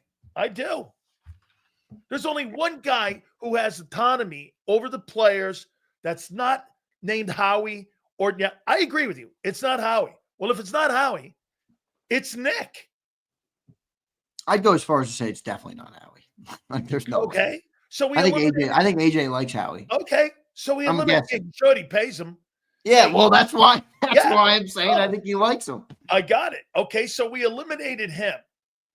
So it's either the quarterback or Nick. Pick one. It's not Kevin Patullo. Kevin Patullo's a fucking pawn. I'd probably say Nick, but I don't know. I'll tell you this. Do you think this could happen one day where AJ, if he ever gets dealt, comes back and says, Hurts was overrated as a passer? Maybe. I mean, AJ's a smart guy. Like he's You're right. He's aware of the reason that we play is because we don't have speak that he did this offseason. That dude ain't fooling me no more. I know he's fucking smart. He knows how to build a brand. He knows social media. Hoss, he's one of the smartest dudes when it comes to branding and using social media and everything, that guy's just some guy snapping off going, hey, this guy's a douche. He picks his moments. Yeah, well, then I think After it's a game where he got to get 2. So wait a minute. What was the number? 4 catches between AJ and Devon. Hey, did you see too? AJ Brown and Devontae Smith's jersey. Those guys looked like they just got off the bus. They weren't dirty. They walked in like they didn't do anything for the game. I was like, holy shit. Would they have 36 yards and 4 catches? AJ Brown and Devontae Smith. It's Nick. Think about what Jalen said last week. It's Nick. Yeah, it's Nick. It's not Jalen. It's Nick. Yeah, because Nick is saying this. Hey, Jalen, guess what? Fuck what those guys think. You're 20-1. Don't turn the ball over. You can win with 100 yards. And Jalen's bought into it because you know why? He is winning with 100 yards. He is winning. Baker Mayfield made 2 horrific plays. You can't do this, man. Baker showed up. Yeah, but did Bad Baker show up, or did he have missing offensive linemen, missing wide receivers, and missing guys all over the field? I mean, people tell us, how many times have you heard Eagle fans say, hey, we were missing Lane Johnson and A.J. Brown that game? You know? I mean, guess what? Guess what? Baker's not throwing that ball into the fucking end zone in scoring position. I mean, wait a minute. Hurts is not throwing the ball into the end zone like that. He's not. He's throwing it out of bounds like Brady would. Jalen is going to live another day. He's going to kick a field goal, and he's going to live another day. Bro, this thing here, it's funny. Like you said, it's the damnedest thing I've ever seen. I've never seen a fucking team win games looking so horrific on offense. I mean, this is like a beer drinkers league. Yeah, but here's the beauty of it. With tremendous talent. Here's the beauty of it. The beauty of it is, I don't know another team that would have this level of fluctuation and win. Dude. And they win. You're playing. They win. It's crazy. They got this weird habit, man. They just know how to win. Here's the craziest thing of all time. You're playing D+ football, and you're 4-0 against the Chiefs, the Rams, the Bucks, and the Cowboys. I don't know about you, man. Yeah. If I was the rest of the league, if you don't catch these fuckers now, you ain't ever catching. I said that on the Tampa show. I said, let me tell you something, boys. If you don't catch this Eagle team now, you ain't ever catching them in the next 3 years. Yeah, well, they can't just rely on talent forever. I don't think it's sustainable. Hey, what'd you make of my bet? Your bet's great, but I don't think you're going to live up to it. Yeah, I'm going to. I don't think you are. I will. You're telling me if there's a parade on Broad Street, you're going to shave your hair. I'll tell you what I'll do. If there's a parade on Broad Street, I will change this. I will come to Philly and you can cut it. You're making another bet now? Just live up to your first bet. I'm going to add an asterisk to this here. I'll come to Philly and you can cut it on Broad Street. Right there on your dock. On the parade float? That'd be great. On the parade float, right in front of the mayor's place. Oh, man, I hope they win it again. But they got some things to clean up to do that. They absolutely do. It's all right to say. All right, Eagle fans. It's like, holy shit. I don't know what happened to Philly, man. I really don't. So, some of these people I really don't think have ever stepped foot in Philadelphia. I really don't. I really don't. Some of these people, it's like, how could you say one thing about the Eagles? I'm like, bro, have you ever been in Philly? You could be 14-0 in Philly, and the people got some shit to bitch about. That's Philadelphia in a nutshell, dude. Like, it's funny. And then I get on YouTube, and I'm like, wow, these people aren't, you can't really speak like you normally speak about football. You start talking about football to somebody in Philly, you start, what the fuck's going on? What's going on with the passing game? You come on here, and everybody's like, it's ridiculous, but it is what it is. Your Bama team had a huge win. Oh, dude, I'm so happy we're going to talk about that. Yeah, they did. And man, did they need it. Number one. Kirby Smart's 1-7 versus Bama. And he's 0-2 versus Kalen DeBoer. That's ridiculous, man. That was a huge win. The massive it would have fell off the rails if they lost that game because they would have already had 2 losses with a tough schedule coming up. And now they're going to get back into the upper rankings. What'd they make them? Did they raise them up? Let me see. I know this. Game day. I think if I'm not mistaken, I think game day is going to be doing this Vandy Alabama game. Oh, they put Oregon at 2. You guys got bumped. Bama 10, Georgia 12. Yeah, we were. So Bama's back in the top 10. Now you're in good shape. By the way, Ty Simpson, did you watch that game, Bama Georgia? Yeah, I did. Dude, that kid's got an arm. That dude whips that ball in there. He rockets that thing. He's got a cannon of an arm on him. I like the way he plays. And then the other thing I would say is Bama, we don't need to use Ryan Williams as much as people say. I like him and all, but those other dudes that they got over there are really good players still. Like, I would be using them. Jeremy Bernard, that Isaiah Horton kid who had a touchdown in that game. I mean, I like both of those players a lot. I'd be using them. I'd be using them a lot more. I mean, I know Ryan Williams is a good player, but he's also got a drop problem. One of the greatest conversations right now going on in Philly has to be the greatness of Nick Sirianni and the greatness of James Franklin. Hey, dude. That was I've been telling Penn State people that James Franklin's a joke since the day they hired him. Now, nobody wants to hear it because Penn State fans are a rare breed. They're worse. They're like the Eagle fans who you can't talk football with on steroids. You see that crowd? That was really awesome. That the whiteout Penn State crowd? That whiteout was awesome. That environment. Like that. It's really great. I mean, it's always like that. I mean, it's cool. It is cool. It's one of the coolest atmospheres in football. You know, it's the second biggest stadium in the country. Yeah. Next to the big house up in. Yeah, man. I was stunned. I mean, James Franklin can't win big games. I think he's like 4-21. He's worse than that. I think it's lower than that. I thought I saw he's like 1-18 versus AP top 5. Man, absolutely. All right, let's do some of these supers, brother.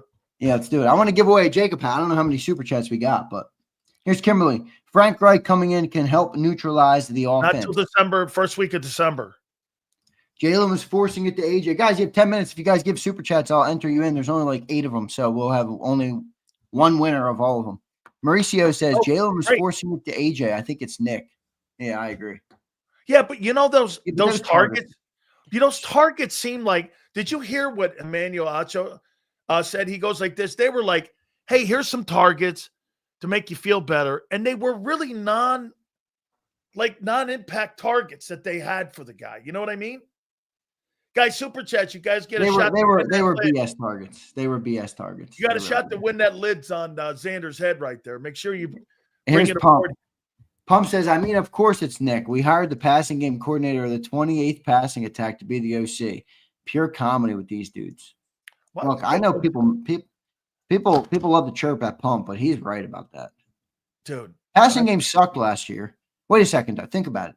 Passing game wasn't great last year. All right, didn't matter. Had the great defense, had the great running game, won a Super Bowl, agreed. Then you take the passing game coordinator of that offense, you elevate him to the offensive coordinator, and what do you see in the first 4 weeks? Another passing game that has A.J. Brown crying on Twitter.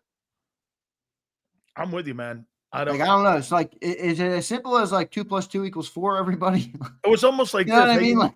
Hey, you want the job? It's yours. Go ahead. 2 + 2 does equal 4, right, everybody? I don't know. Sometimes I think we talk ourselves in circles about this stuff, man. Pumper might be right. Sig Lord says, I have a good AJ take, but it's off the record. Don't rip. Hey, listen, Xander's right. Listen, dude, not just John. Those people have jobs to do, man. It's why I never wanted to be involved. Yeah, but it just shows you. It's like, yeah, I guess whatever. I don't want to criticize. Yeah, no, there's no sense of going there. But again, I'll tell you what, JAKIB Sports is not bought and sold by anybody. We talk about what we want, when we want, how we want, where we want. Right. And we're supported. You know, we had one dude in here. Who are the investors of JAKIB Sports? I'm like, yo, Nimrod, it's fucking me. And it's these people in the chat who are investors in us every day with the super chats and the memberships. Wait, so Xander, I don't know what the hell they're talking about. Let's do this again. Xander hasn't sold out. Hello. Sold out. I don't sell out. I got a backbone and a spine. Hello. Z, I agree with you and Sills. Not sustainable. Yeah, it's not sustainable. No way. You know what, Xander? It would be sustainable if the run game was number 2 in the NFL. Kimberly says, AJ in this offense is like keeping a tiger in a cage. Yeah. Yeah. Did we reach the goal? We're 7 out of 10 supers to reach the goal.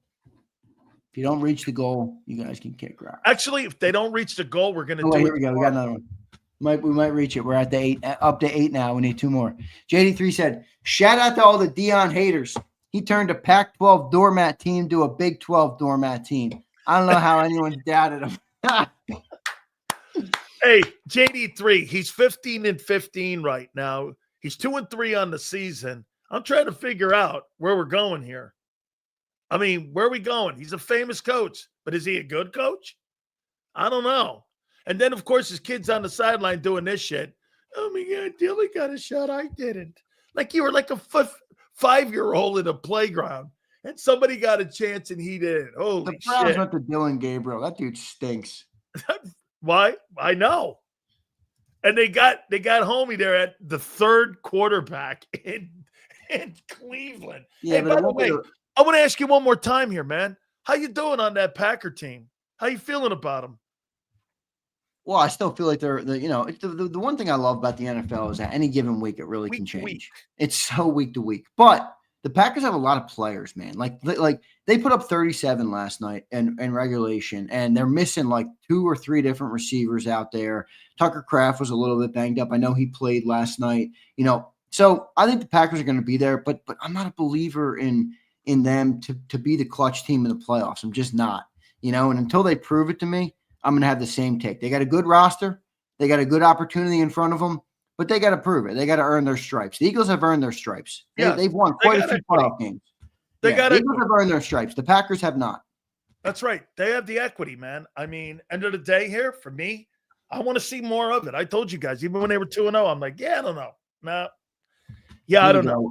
Who did I miss? Brian said, this much wide receiver talent and not using it in the name of turnover reduction is like turning down Sydney Sweeney and effing Lizzo just because she plays the flute.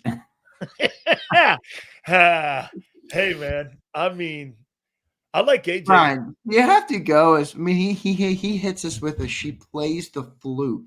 Brian, do you have to take it to the fullest extremes here on a family show, my friend? Plays the flute. Yeah, but then they go to Bad Bunny. We're ready to roll. Yeah, what can we talk about that for a second? What the hell? I don't know. I got to get my daughter's going to help me. Everybody's afraid to talk about shit. Like I always get a kick out of that. Bad Bunny is the stupidest selection I've ever seen. Now, we can talk about this for a lot of different reasons, right? I'm fascinated by the business element because you have an American dominant sport in football that has dominated the American audience by a country mile, and ask any TV executive on the planet, the most valuable audience in the world is the USA audience by far. By far.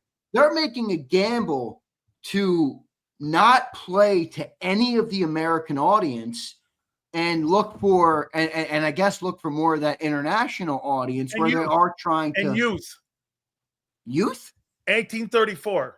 You think there's youngins in America that are listening to Bad Bunny? He doesn't even speak English.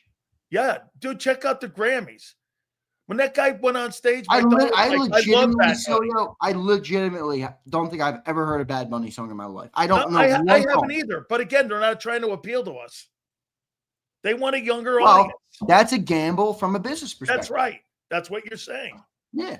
That's I don't care about the politics. I mean, I know people love talking about politics, but I don't really give a shit. I mean, hey, listen, I think it's a gamble that it's going to be. I can't wait to have my popcorn and beer watching it because you know why? It's great content for me. I'll be doing a post-game. I'll be doing a halftime show. No, Bad Bunny for me, bro. I'm out on Bad Bunny. Well, hey, get this. This thing here is going to be interesting. I want to see how this thing plays out. I really do. If the NFL, I'll tell you what, they're dropping their onions on this. This thing's either going to go really well or it's going to go really south. Bro, I'm with you, though. Who the fuck is Bad Bunny? People keep telling me, who the hell is Bad Bunny? Hey, I'm telling you, man. Get this. They went from Taylor Swift to him. That is a terrible stage. Oh, here we go. We got somebody. No Limit. All right, No Limit. We got one listener of Bad Bunny in the building. I guarantee he's 19, 20 years old. Oh, my goodness. Bad Bunny. My kid knows Bad Bunny. I have never heard of Bad. I do not know one song by Bad Bunny. They're the only ones that keep me updated on that shit. Let me look them up. Bad Dude, Bunny songs. Supposedly he's like a Puerto Rican singer. Dude, I don't know one of these song names. Well, they're not Monaco. nameless. I like it. Hey, Ojitos Lindos. yeah, it's all Spanish. The only reason I know about this guy is because of my kid. Here we go. Bad Bunny the GOAT. All right, if you guys tell me. No, I'm telling you, Mauricio this said guy's I very listen to it. popular. Here's Lucius. I listen to Bad Bunny. All right. Listen, Hey, listen. I'm if you guys telling listen you. to it, maybe it's not a bad Hey, play. we're old men. How old are you? 27. 27. Well, get this. They're looking like 1834, Junior. That's what they want a younger audience. Well, I'm in the middle of that. I don't know, man. Yeah, That no, doesn't I sound get good it. to me. They went from Taylor Swift to Bad Bunny. Bad Bunny is ass. I'm telling you, bro. Charlie says, who is Bad Bunny? I get the business aspect. See, this is where people don't listen. Marquise, did you listen to me? I know Puerto Ricans. That's my whole premise. Puerto Ricans and Dominicans would heavily disagree with me. I know. My Yeah. whole premise to you, Marquise, is that the NFL reaches the number one American audience that's not Puerto Ricans and Dominicans of any program that exists right now. Yeah. They are directly saying we care more about the Puerto Rican and the Dominican audience than the American audience. It's Marquise. a gamble from a business perspective. Yeah, Xander's coming from a business ownership kind of mentality here. I don't give a shit about the He doesn't I don't give feel a we're talking shit about if the you're politics Puerto now. Ricans, Dominicans, or Martians. It doesn't matter here. See, this is the funniest part about the DS is right. The NFL is so huge they can't mess it up. He's probably right. Like They're we're all tough. going to sit there and watch it. Yeah. You know, They're Teflon on this shit. Absolutely are. true. they truly are Teflon. All right, we got a couple more supers. Thanks everybody. Appreciate it. J5 says, "Is September still a liar's month? Stills, cutting your dome seems like it's all truth to you, brother. Ooh, watch the film, Sills, if you have time. Seriously, it will tell you a lot. Blocking is suspect." He's right. Yeah. Blocking brutal. And he's right. You just made a bet based on September Liars Month, Sills, which would mean you're a believer in that truth. Yeah, I know. Just like when you guys were trying to get on Big Sills when you were 9-0, 10-0, and I kept telling you that ain't it. Sills, is that a Jacob hat winner right there? Yeah, that might be today's hat winner. There you go. That's a couple more. That's the hat. William says, I say we win it all again. Or will we win it all again? Guess what? Same shit next year. We need mature stability on offense. Reich? Yeah, Reich would be good because he ain't going to get hired as a head coach again. And I'll tell you what, he has autonomy with the owner. Owner loves him. Leon says, Ice is going to take Bad Bunny at halftime. It's the plan. Oh, wait a minute. So Trump's going to be waiting for. Well, no, apparently he canceled like his American tour or something. He canceled his American tour because of Ice. Yeah, I don't know. Funny. Yeah. Dio says AJ tweet was saying GU and Tide effing blow. Oh, shut up, Dio. What a brutal take. William, we got that one. Here's Lucius. Hashtag fire Nick Sirianni. Yeah. I'll continue this from yesterday. So you're telling me that Hurts and AJ go for 1,400 plus with Shane, but not since? It's all Nick. It is Nicky. It's Nicky Sirianni. The greatest, according to Reuben Franks, the greatest coach in the history of National Football. Here, this is a good take. Kimberly says AJ in this offense is like keeping a tiger in a cage. Yes, it is. Wasn't it great seeing LSU get beat by Ole Miss too? Oh, I love Brian Kelly going down. Dude, who told you on Friday? Who? What did I say on Friday? Yeah, well, you know what he did. Mike North is on this show, and he said, take LSU. I immediately jumped in the chat and said, chat, do not take LSU. Take Ole Miss, because Lane Kiffin is not about to lose to Brian Kelly. I guarantee it. And what did Ole Miss do? They come out and they win. I knew they were going to win that game. I knew they were going to win that game. I can't stand it. I can't stand it. Let's get these, man. I gotta pay a bill here. Oh shit. I gotta send a hat too. Let's pick somebody. Pumper says Ringo Redemption. Sills, get with the program. This dude is a wagon. You woke up a sleeping giant, my seventh heaven. Yeah. He was hey, listen, you're right. He wasn't awful. Just can't tackle, but it's all right. He's the best. He's better than what they have. You're right. Play him. Slay couldn't tackle either. He was a good corner. Slay couldn't tackle either. Okay, fair. JD3 says, Just seen some guy say Colorado was 1-11 before Deion, and he's right. Deion has turned that program around with some big almost wins against Vegas Community College. JD3, you're not a Deion guy? I kind of like Deion. JD3, very good, very good. I kind of like Deion.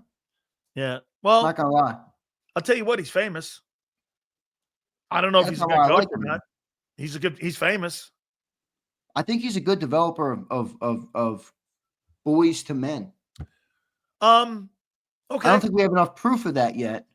But I like some of the messaging that he's given. Well, because he's got people like Marshall Falk, and he's got a lot of people on the sidelines there that know how to develop football players. Right. But I don't know if he's a good coach. You see that game? I don't either. I don't think I know that. The game management he had against BYU was all over the place. Yeah, right. As a coach, I guess he's still. That's what I'm talking. I'm not talking about a people man. AJ in this offense is like watching Creed versus Drago. Oh man. We got an Ivan Drago pull today. This guy here ain't a Bad Bunny guy. I'll tell you. All right, rapid fire. Let's pick one. All right. These are my contenders. I have a good AJ take, but it's off the record. You want to go Sydney Sweeney route? I think you went too far on that. I like the guy who did the. I like the $10 one. You like this guy? This guy here. So you like the guy who took a shit on you? Yeah. Yes. All right, I'll claim him the winner. J5, you want to win a Jacob hat? Let's do it, brother. All right, good stuff. Wait, let me send him my email. All right, here we go. Fantastic there. How about Sileo tweeting on the show? You can see how brain dead this guy is when it comes to technology. This guy's a great football talker, but watching him use tech literally gives me an aneurysm. I'm sitting here like, the fuck is he doing over there? It's taking him 14 years to type a 2-word tweet. I don't know what he's doing. Yeah. Oh, it's so 5 years, everybody. 5 years he's done a digital show. Guy still doesn't know, barely knows how to click the link. J5, Sills, will you take a look at the film? Seriously, I'd like your insight. We win in the trenches. Yeah, you're not playing very well down there right now. You're just not. I mean, look at the run offense. Everything is predicated off your run offense. And by the way, I want to make sure we say this. You are not winning football games unless you have Jalen Hurts as your quarterback right now. That's a fact. You're winning in spite of Bobo Petulo and Nicky Sirianni. I found out for something that Nick Sirianni's 4'3". You know that in real life? Because he walks around at the NovaCare Center on his knees all day. Come on, Phil. Come on, man. You're going to pay a bill after that? Come on, let me pay one, man. All right, later, dude. You got J5, email me, brother. I'll get you a hat, all right, man? Hey, brother, we'll catch you in the morning on that great show, Birds 365. Folks, make sure you check out my friends over at Morgan & Morgan, the #1 injury law firm in all of America for a reason. That is because they win. Simple as that. Absolutely, they win with thousands of attorneys, coast to coast. Folks, they go in and make sure that your family is so protected and so represented. This is their #1 priority. Do me a favor. Go to forthepeople.com/Big Sills or Pound Law 529. That's FOR, thepeople.com/Big Sills or Pound Law 529. Do me a favor. You tell them Big Sills sent you. This is Eric. When he got injured in a car accident, he called Morgan & Morgan. He not only gets a lawyer, he gets trial lawyers like Sam and Jessica who are in it to win it. He gets his own investigators with briefcases, leather ones. And if you ever have questions, our customer service folks keep things rolling. Injured? We're your army. Morgan & Morgan, America's largest injury law firm. Ignite your nights with free live entertainment daily, only at Live Casino and Hotel Philadelphia's Center Bar. 7 days a week, enjoy some of the region's top party bands, performers, and DJs as they take the stage in the heart of the casino action. Great cocktails, live music, and lively moments. It's all happening at Center Bar at Live Casino and Hotel Philadelphia. Visit livecasinophilly.com for more details and the complete list of upcoming events. Must be 21 or older. Gambling problem? Call 1-800-GAMBLER.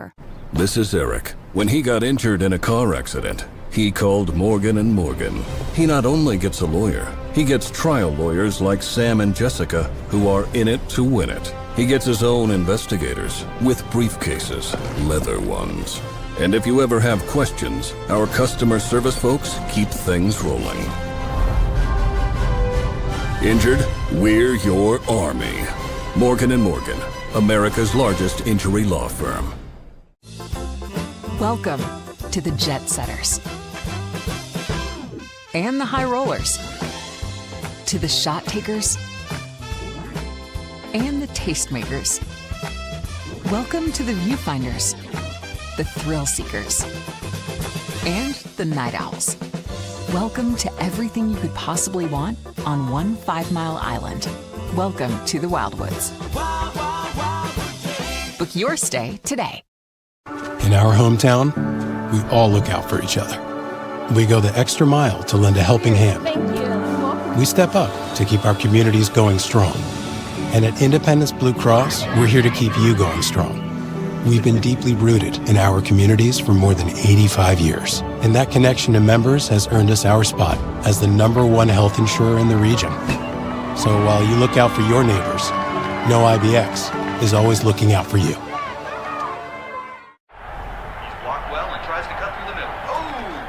Your gut says Miami is going to win and you should take the over. Your gut also said your NFT selfies would only go up in value. They didn't. But your head is on Sports Grid and knows the QB is in concussion protocol. The backup has a 45 QBR against the zone coverage. The New York D has the most sacks in the league. So yeah, trust your head. It's smarter to be on Sports Grid. EAGLES. Eagles.